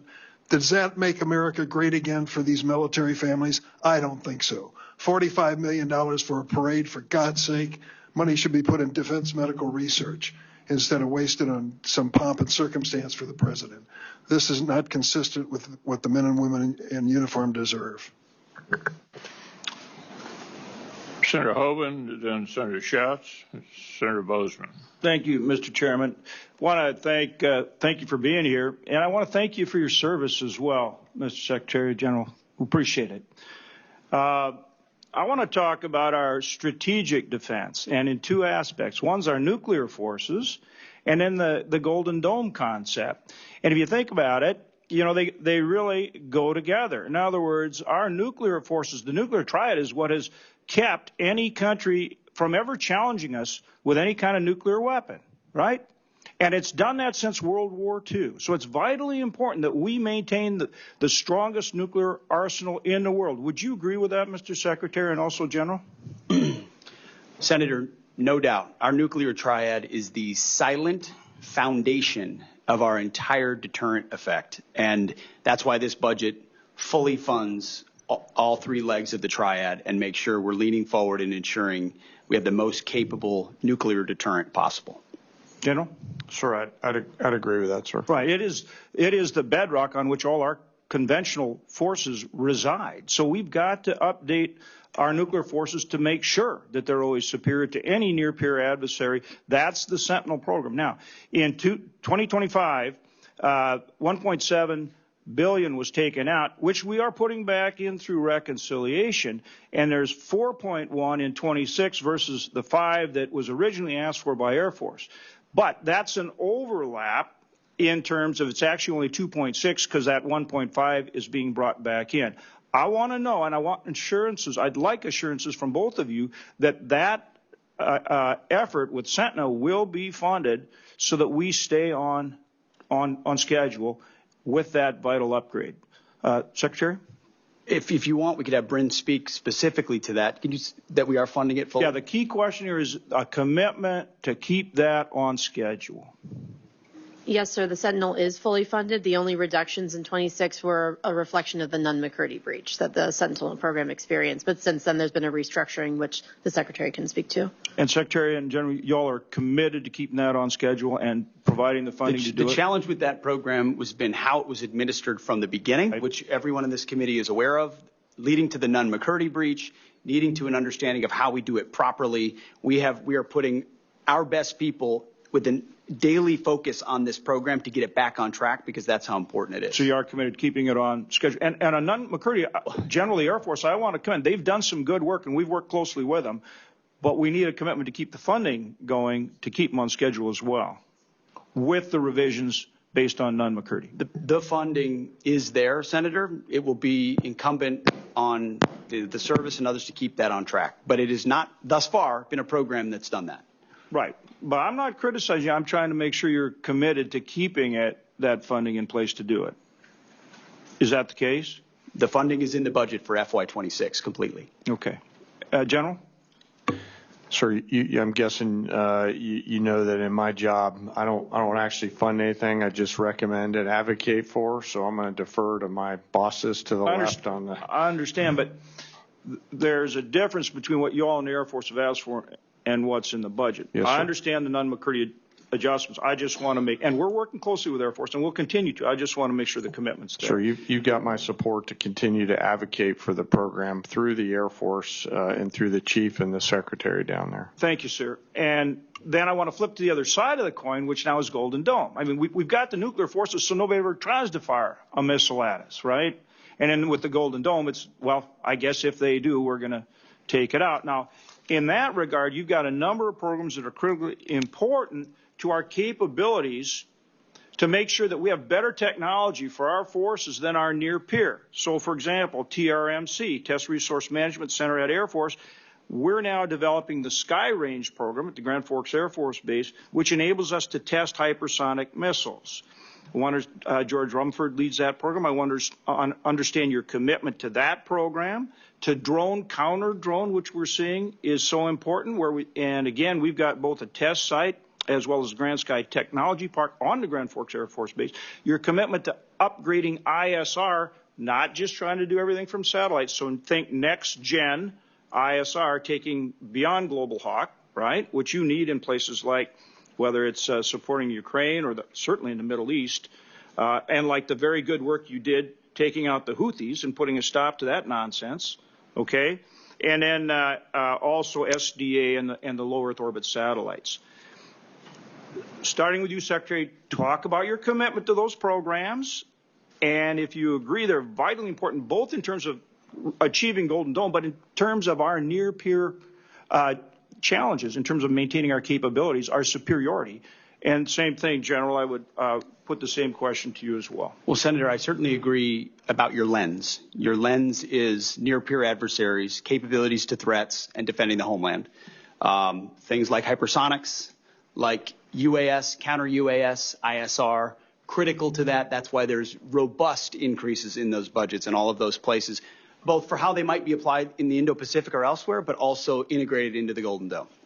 Thank you. Senator Schatz, and then could the general respond? Sir, I'd echo the Secretary's response. The effects are the key, and we'll stay close on the effects that you're trying to achieve, and I appreciate your advocacy for those effects. Yeah, I'm going to continue to work very hard to make sure that we have resources going into those programs, because that's where, as they say in hockey, that's where the puck's going. Yes, sir. Thank you. We'll take all resources at all times, sir. Thank you. Thank you, Chairman. Secretary, thank you for being here. Good to meet you. General, thank you. Ms. McDonald. I'll start with General Kaine. Is the United States being invaded by a foreign nation? Sir, thanks for your question. I think at this point in time, I don't see any foreign state-sponsored folks invading, but I'll be mindful of the fact that there has been some border issues throughout time, and defer to DHS, who handles the border along the nation's contiguous outline. Is there a rebellion somewhere in the United States? Sir, I think there's definitely some frustrated folks out there. I mean, if frustrated folks were a rebellion, and I guess that goes to my question for the Secretary. Two things. There should be some sort of paper flow that the committee, the Congress, the public can look at in invoking Title 10, Section 12406. So can you give us some clarification on whether the orders that were issued apply to specifically Los Angeles, to California generally, or is this a nationwide order? The orders that have been issued, which are publicly available and known, relate to an ongoing situation in Los Angeles, which could expand to other places. But it's quite easy to point out that there has been an invasion of 21 million illegals in our country under the previous administration. So this administration was elected to get a hold of that. Yeah, could we just and when you turns? have ICE officers being attacked with concrete blocks, Secretary, they should be allowed to do their job. Secretary, I'd really like to not try to create a viral moment for either of us. I'm actually trying to understand kind of the scope of this order. The order effectuates the ability to mobilize the Guard and the Marines. In the order, it does not specify a location. It does not specify which Marines or which Guard. And I'm trying to figure out, if you decided to do this collectively in Kansas or any other place, would you need to specify a new sort of fact pattern, or do you think this order applies to any Guard, anywhere, any service branch, anywhere? It's just I get your justification. Mm-hmm. We disagree about the circumstances. I'm just trying to figure out, did you just potentially mobilize every Guard everywhere and every service member everywhere? I mean, create the framework for that. I understand you didn't. I'm saying, what does the document do, in your opinion? Senator, if you notice, the initial order of 2,000 in California was followed by a follow-on order for the additional 2,000, with a recognition that the situation there required more resources in order to support law enforcement. So part of it is getting ahead of a problem, so that if in other places, if there are other riots in places where law enforcement officers are threatened, we would have the capability to surge National Guard there if necessary. And thankfully, in most of those states, you'd have a governor that recognizes the need for it, supports it, and mobilizes it him or herself. In California, unfortunately, the governor wants to play politics with it. I did step on the last part of your sentence, so I'm going to try to take turns here. Just on the 747 question, did the Department of Defense initiate the conversation with the Qataris? Did they initiate the conversation? How did that go? Senator, I have to go back and review it, but we've been a part of the ongoing conversation. Yeah, but I think it kind of matters who's asking, doesn't it? Ultimately, the Defense Department is, or soon will be, when the memorandum of understanding is signed, in receipt of a gift from the Qatari government that could serve, once it's modified, eventually as something that the president could use. I mean, I think this is illegal and unconstitutional, and I won't rant about that, but I actually think, from the standpoint of our collective responsibilities, it very much matters what the paper flow was, who started these conversations. Did it come out of the White House? Did it come out of the Secretary of State or the President or the SecDef or at a lower level or ambassadors? Like, we're entitled to know, because we can agree or disagree about the propriety of this.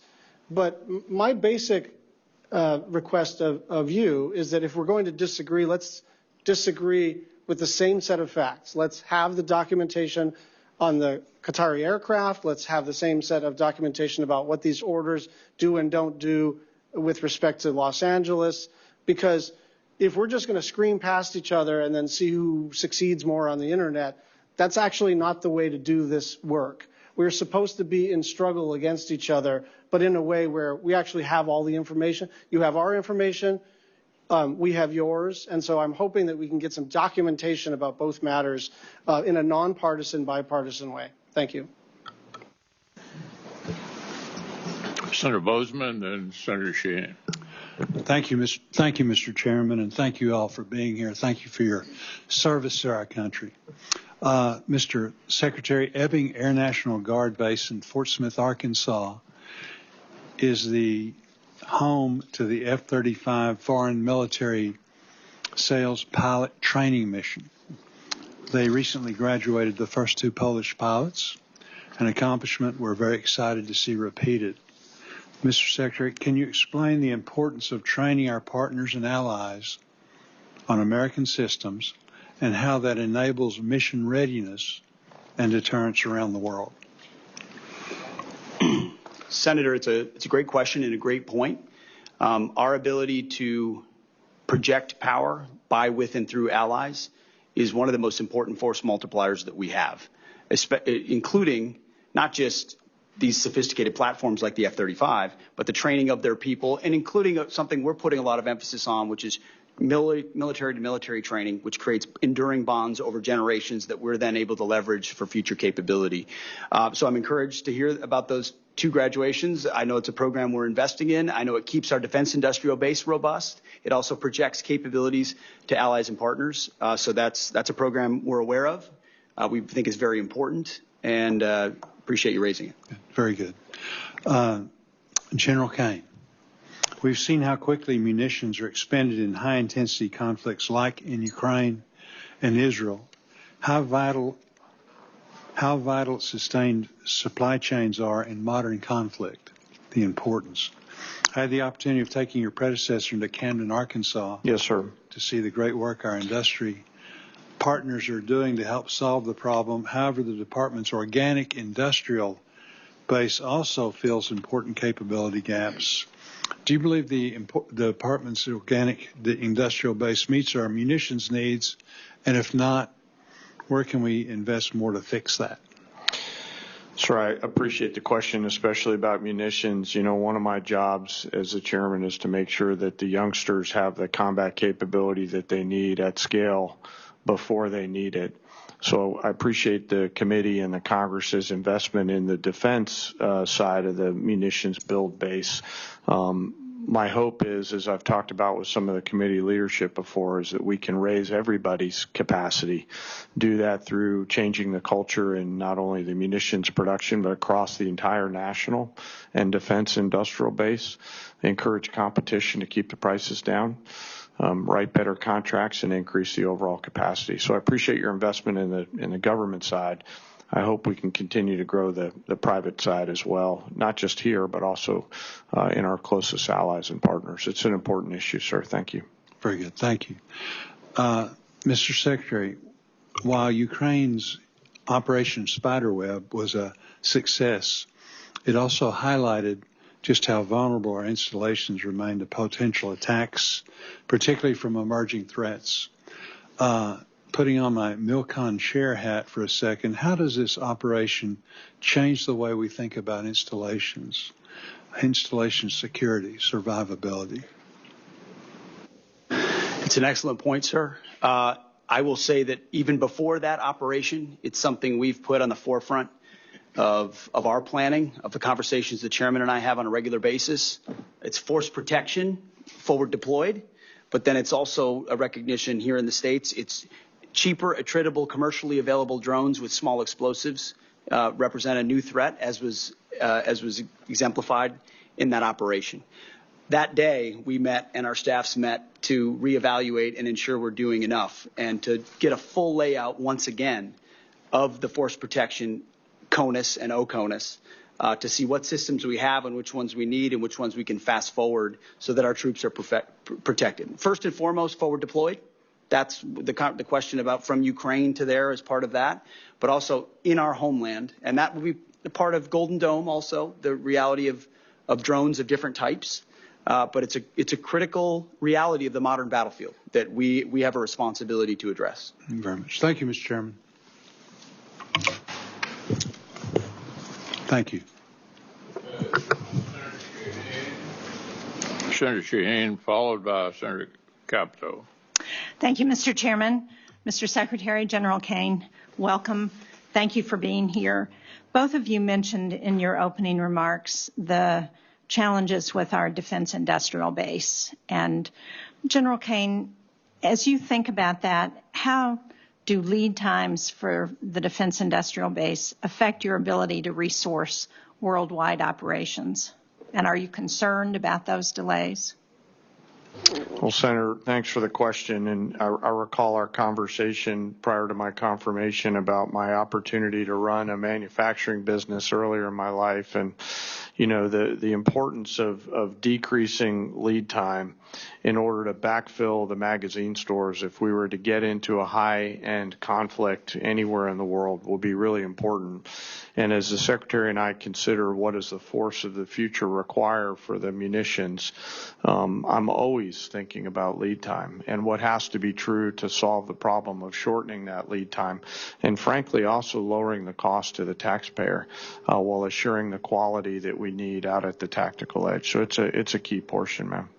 Mr. Secretary, when you were asked about the impact of President Trump's tariffs under Section 232 on the defense industrial base, you commented that you're in the business of tanks, not trade. But you can't buy tanks without trade. And the administration's steel and aluminum tariffs are having an impact on the lead times for our defense industrial base. I've visited companies in New Hampshire whose lead time has gone from weeks to years because of those steel tariffs. So how does the department address that? I asked this question of Secretary Ludnick at the Commerce hearing because he was talking about the benefit of those tariffs. But in the short term, I asked him if he had notified DOD about the tariffs because clearly it's going to have an impact on our defense industrial base. So did the Secretary raise that with you and with the Department of Defense? And how did you respond, and how are you addressing the impact on DOD and the defense base because of those tariffs? Secretary Lutnick and I have had multiple conversations about this, and I'm grateful that he is leading the charge on rebalancing our trade relationships. And a big part of one of the things, complicating factors we face at the Defense Department is critical systems, whether they're tanks or munitions, you name it, that are reliant on supply chains elsewhere. And rebalancing that trade relationship means you're bringing industry home, you're bringing capabilities home. I understand. Right now we have a lot of vulnerabilities in the long term on that. How the benefits accrue. But in the short term, how are you addressing that issue? Because there are short-term impacts. And how are we going to address that if we need munitions or tanks or whatever it is, and we don't have the steel and aluminum because of the tariffs? I would first say, Senator, that somebody had to stand up and say stop on this cycle of sourcing elsewhere and relying on supply chains elsewhere and allowing for unfair trade balances. And that's what President Trump and Secretary Lutnick have done. So somebody had to do that. But at the same time, yes, we are working. Are you dealing with the short term? In the short term, we're working very hard on the commercial side with allies and partners, other places where we can source the materials necessary as fast as possible, commercially available, to address any shortfalls. But we're grateful for the fact that those trade relationships are being right-sized. General Kaine, earlier in the conversation, ISIS came up and the resurgence of ISIS in Syria, given the changes there, are a real concern. How important is it that you think we maintain troops on the ground to address any potential resurgence of ISIS?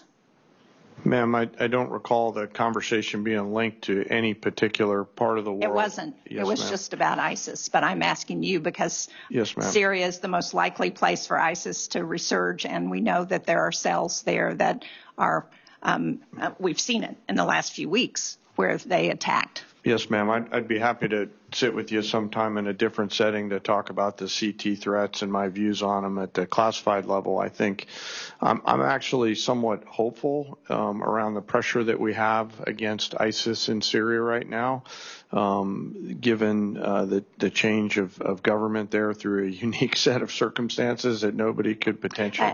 I agree. My concern is the withdrawal of U.S. troops would provide an opening to ISIS. Yes, ma'am. And of course, I'll defer. That's a policy decision. They'll defer to the Secretary. Let me just correct the record here before I close. I'm out of time. But, Mr. Secretary, you pointed out that javelins were given to Ukraine during the first Trump administration, and I support that. But I would point out that he was impeached over holding up, giving those javelins and equipment to Ukraine. So I think as we look at the record, we ought to try and be accurate about how we portray things. Thank you, Mr. Chairman. Senator Capito, Senator Murphy, and then Senator Kennedy. Thank you, Mr. Chairman. Thank you, Secretary Hegseth, and thank you, General, and thank all of the men and women every day that serve us and protect us. We're extremely grateful. Secretary Hegseth, you and your team are working on a national defense strategy. I'd be interested to know when you think you'll be coming forward with that. We know that the last year the Commission on the National Defense Strategy found that, quote, there's a high probability that the next war will be fought across multiple theaters and would involve multiple adversaries. How are you thinking about these interconnected threats, and how will your national defense strategy establish a new force to meet those challenges? And when do you think that report will come forward? Senator, it's the right question. It drives almost all of our decision making, certainly on a topic related to budget. We did an interim national defense strategy almost immediately upon arriving because with a new administration, our planning guidance was from the previous administration that we think had the wrong priorities or some of the wrong priorities. And by issuing that interim national defense strategy, it allowed our building to plan around the priorities of President Trump. So that interim national defense strategy focused on defending the homeland, a recognition that is important, our pacing threat in the Indo-Pacific, and then burden sharing for our allies and partners, making sure that they're stepping up so that we can focus where we need to. I would anticipate that our national defense strategy will include a lot of those ingredients, but more fully developed. I would expect late summer.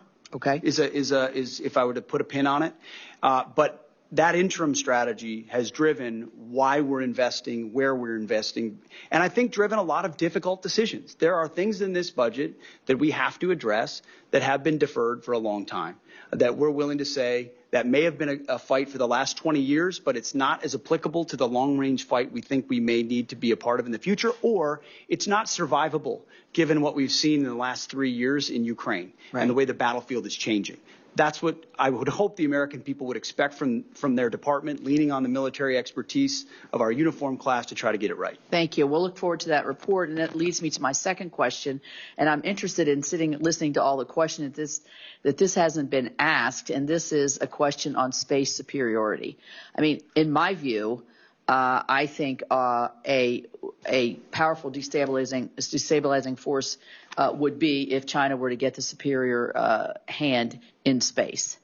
General Saltzman has said that he feels that we do not have what we need to fight on our terms. So I would imagine in your national defense strategy, but also reflected in your budget, how does this match with the need for us to become space dominant? I would be remiss if I didn't take a moment to point out that it was President Trump that created the Space Force, when a lot of people said he shouldn't in his first administration. And that's been critically important to us gaining advantages in that space, to include our ability to implement something like the Golden Dome. We also are able to leverage world-class private companies that come alongside DoD to help us with that capability. Obviously, how we rapidly field things is going to matter. And then you'll see, some of which is classified, obviously, ways in which we're investing in this budget to ensure we maintain dominance in space. That is the frontier. That is a COCOM, if you will, that we need to be able to understand fully and defend against and match our adversaries. Well, it's interesting because I think there's a tremendous interplay between the military superiority that we could achieve in defensive capabilities in space, along with what's going to happen in the private sector. Because if we don't achieve this militarily or defensively, we're not going to be able to have the private sector superiority that we all enjoy in every facets of our life. So, last question, you mentioned, and I'm very proud of this fact, that the recruiting goals that have been, we've seen them falling short, with the exception of the Marine Corps. I want to give them a shout out because they were meeting their goals. You said that they are higher. So I assume you have some of the statistics as to how much the recruitment is up. I'm curious to know for women, is the recruitment up for women and how you see that? Do you have the statistics? Yeah, I mean, I think there was plenty of pre-criticism that certain groups would not be interested in joining the military in this environment. And we've seen the exact opposite. Because for us, it's not about women or men or black or white. It's about we want the most qualified Americans possible in our ranks who are ready to go, and they have responded. So across the services, the Army's 4 months ahead. Mm-hmm. The Air Force is way ahead.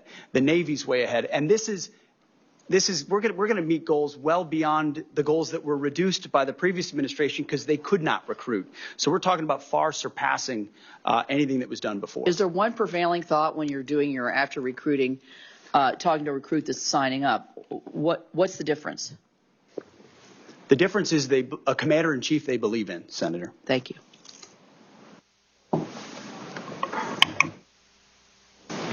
Senator Murphy. You're up. Thank you very much, Mr. Chairman. Thank you, Mr. Secretary, for being here today. I wanted to build on some of the questions that Senator Schatz was asking, just to try to build a fact predicate for some of the tough spending decisions we're going to have to make here. Just to confirm, I heard you say with respect to the gift of the plane from Qatar that we do not yet have a signed MOU with the government of Qatar. Is that right? Correct. We're in the process of working through that. And did you also say we don't have a signed contract with the company that is going to do the work? Or did you say that we have a contract, you're just not willing to disclose the terms? The terms should not be disclosed of anything related to an aircraft of this type. So in 2018, when the contract was signed with Boeing to do the upgrades or the new contracts for Air Force One, the terms of that contract were disclosed. They were made public. In fact, it was the Trump administration that issued a press release giving the total as $3.9 billion. Are you saying this time around, even after you sign the contract, you're not going to make public any of the terms of the contract? I wasn't involved in that previous administration decision, but we're happy to take a look. The Air Force testified before the House that that contract would likely deliver the new Air Force Ones by the 2028 timeframe. It doesn't stand to reason that you will be able to retrofit the plane from Qatar much sooner than 2028. So I'm trying to understand what the gap is that we're trying to fill. If this contract ends up being $500 million and the gap only ends up being 6 months, that doesn't sound like a wise investment for this committee to make. Senator, I would defer to the expertise of the Air Force as far as timing of modifications and when that would happen, but there's also been delay after delay after delay on the Boeing side, so I don't know that's a firm fixed date yet, unfortunately, can be counted on.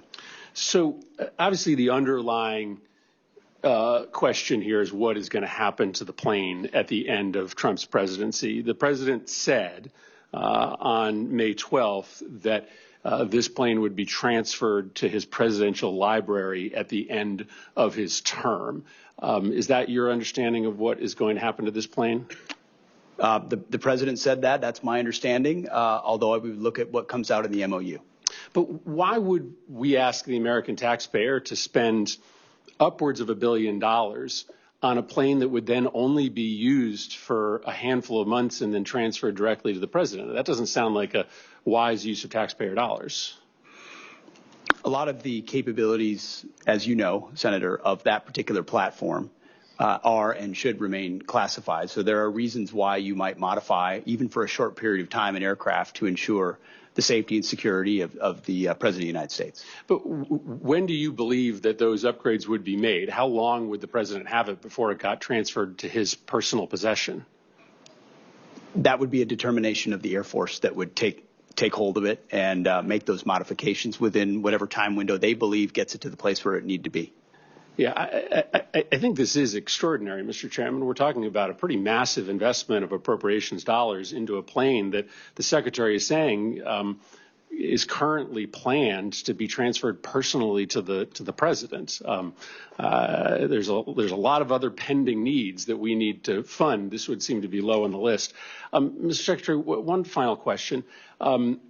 Obviously, you know that there is a concern in the public about a double standard that is applied to protest, sometimes protest that turns violent. The President, when he came into office, issued pardons to the individuals that attacked the United States Capitol, including those individuals who beat savagely police officers. You have deployed the National Guard and readied Marines in a way that many people think is unnecessary given the state and the local resources. So maybe let me ask the question this way so that you can assuage people's concerns that there is a double standard. The National Guard was deployed here on January 6th, and that was a decision made by the Department of Defense.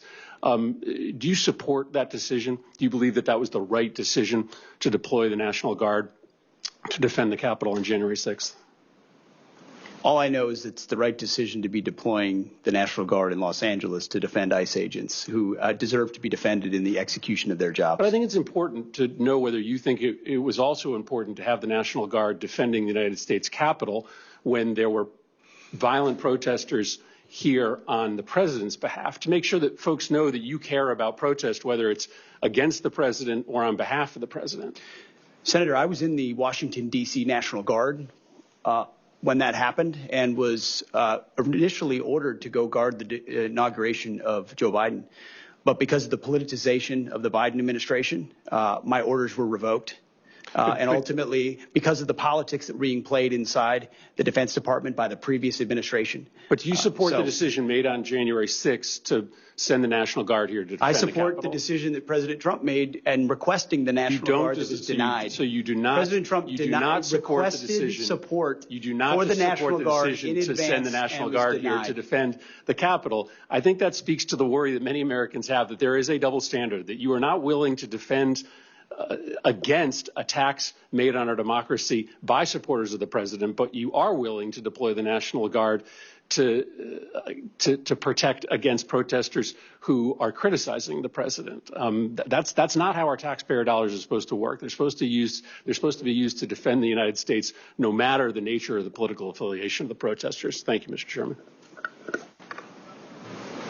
Senator Baldwin. Thank you, Mr. Chairman.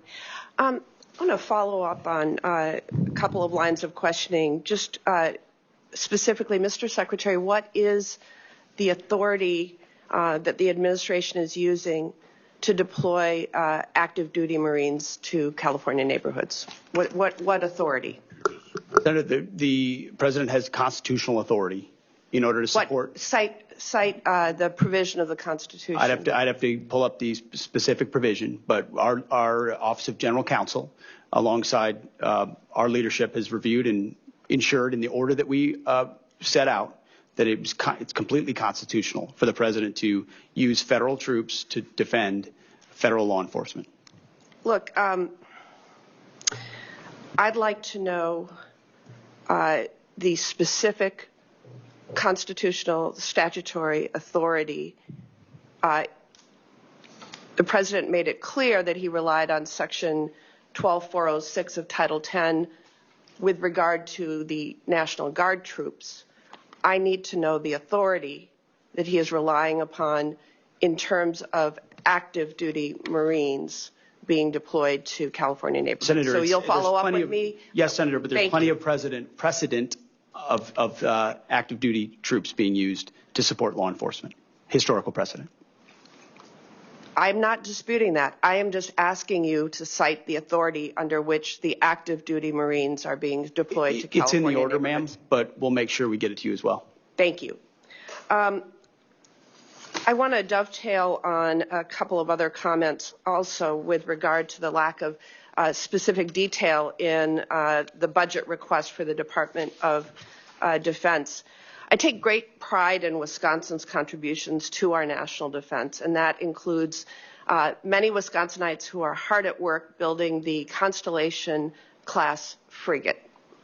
There is no mention of frigate procurement, just like Senator Collins noted that there's no mention of destroyer procurement in the budget materials that you provided to this committee. My state makes the frigate.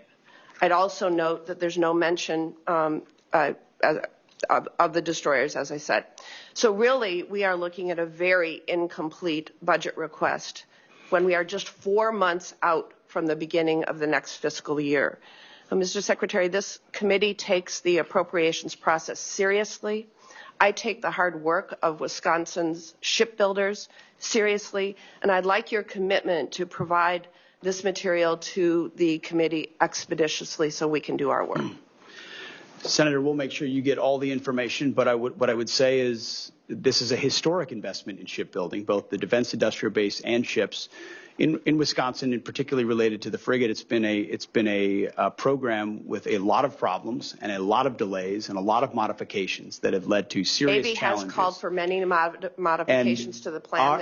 As I'm not saying that's it's all the fault of the shipyard. There are many ways in which modifications were made that changed an existing design so extensively that it led to a ship that was not even capable of the original mission it was supposed to execute. So our job is to make tough choices on some platforms like that may not be funded the way they were in the past, because we have to make some of those tough choices. Well, we don't have any of the detail right now of what your plans are with regard to the frigate or the destroyer, and we need that information to do our jobs. Can you get it to me? We have that information, Senator. We have worked in real time in 4 months to reverse a lot of priorities from the previous administration. We have those details and that information, and we will get it to you. Well, the committee needs those details. So this committee has also worked hard alongside the department to improve recruitment and meet retention goals.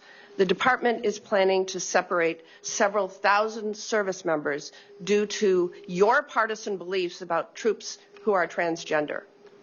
Mr. Secretary, I've seen your speeches and social media posts, but what I'm interested in is the sound policy analysis that we would expect from the Secretary of Defense on how this misguided decision will impact military readiness. My colleagues and I have requested this information from you, and we are still waiting to receive it.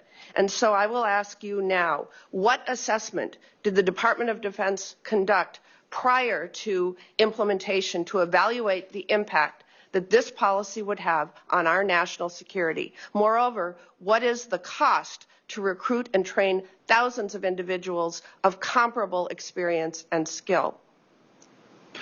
Thankfully, recruiting is not an issue. It's at historically high levels, and we're proud of the cross-section of Americans that are joining. What analysis did you do? We did extensive analysis, Senator, and we agree with the assessment of the executive order that was issued by the White House that there are mental health issues associated with gender dysphoria that complicate military service and readiness, and as a result, we made the decision.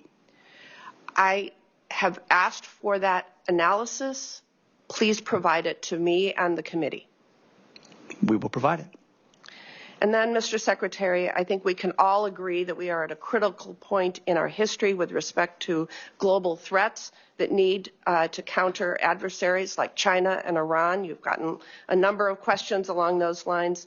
And I'm disappointed that you are instead focusing on a class of ships named for civil rights leaders. You chose Pride Month to direct the Navy to rename a ship named for Navy veteran Harvey Milk. This committee will continue to pursue serious work in the interests of American national security, and I ask you to choose to join us in that endeavor.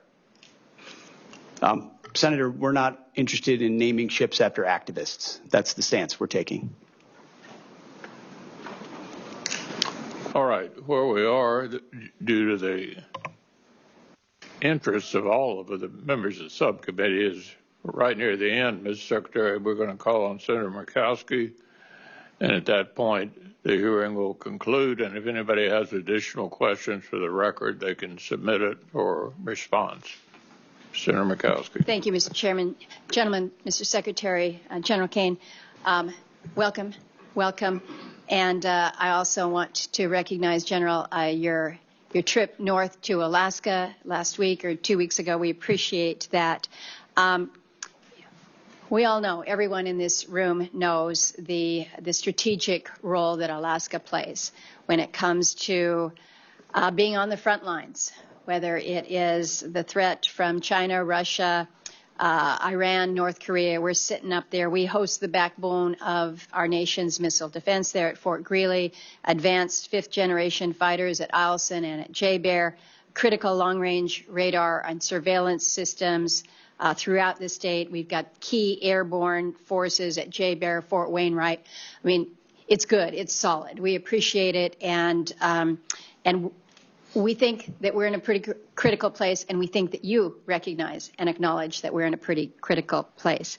And yet the FY25 Defense Budget Overview document that was released under the last administration stated that the goal of the budget request in terms of the Arctic was to, quote, develop a monitor and respond approach. I thought that that was a pretty passive approach in a highly critical region. We don't need to go into how many icebreakers we have versus Russia. The good news is that with this reconciliation bill that we're talking about, we move to make a difference in an aggressive way that is really, really important. But I will share with you that I'm a little bit frustrated where we've got stated support for the role in the Arctic region, and I'm assuming that means the U.S. Arctic region. There's a seeming fixation on Greenland that I think sends, I don't know whether it's a troubling signal or a mixed signal, that we're looking past the significance of the U.S. Arctic and the area that is already part of the United States, and happily so. But I like to remind people, everything that the administration wants in Greenland, when it comes to strategic location, when it comes to resources and minerals, we've got it on the U.S. side. So I think any serious Arctic policy has to start with a serious investment in Alaska. We've built it. We need to do more. I would just ask both you, Mr. Secretary, and General Kaine, your view of the strategic importance of Alaska and more importantly, the broader Arctic, because this is really, when we're talking about DoD posturing to make sure that we're deterring adversaries in the region. I just came from a relatively uncomfortable exchange with the Army Corps of Engineers. We don't have a deep water Arctic port in the United States. Everybody says it's important, and the signal of importance that we got was a $3 million placeholder in the budget. To me, that doesn't signify significance. I'm going to stop talking to listen to both of you. Thank you. Thank you, ma'am. I agree with you. It's difficult to understate the strategic significance of Alaska, whether you're looking at Indo-PACOM, whether you're looking at Russia, whether you're looking at the Arctic, whether you're looking at space-based capabilities, whether you're looking at energy. You name it, it's both a defensive posture, but also a power projection posture that is a central focus of how we plan. Senator, first, thanks for letting me visit up there. I got a full range of academics from your colleague about Billy Mitchell and air power history. How many times did you hear that? Ma'am, only a few. Okay. But as the Secretary said, the northern flank is critical, and it's in the right place on the globe for us to be able to do a lot of things from that power projection platform. And so as the department considers through the Secretary force rail, I know it'll be high on our radar. Well, I appreciate that, and appreciate the continued focus there's a lot of focus on the Indo-PACOM, should be, but just remember, we sit right on top of it. We're connected. We're part of that. Yes, I'm running out of time. I have been concerned. We have E3 capability up north, of course, but we were all counting on the E7 wedge tail coming our way. We're kind of limping along up north right now, which is unfortunate. And the budget proposes terminating the program. Again, the E3 fleet barely operational now, and I understand the intent to shift towards the space-based, you call it the air-moving target indicators. But my concern is that you've got a situation where you're not going to be able to use more duct tape to hold things together until you put this system in place. And so how we maintain that level of operational readiness and coverage, I'm not sure how you make it. General Kaine?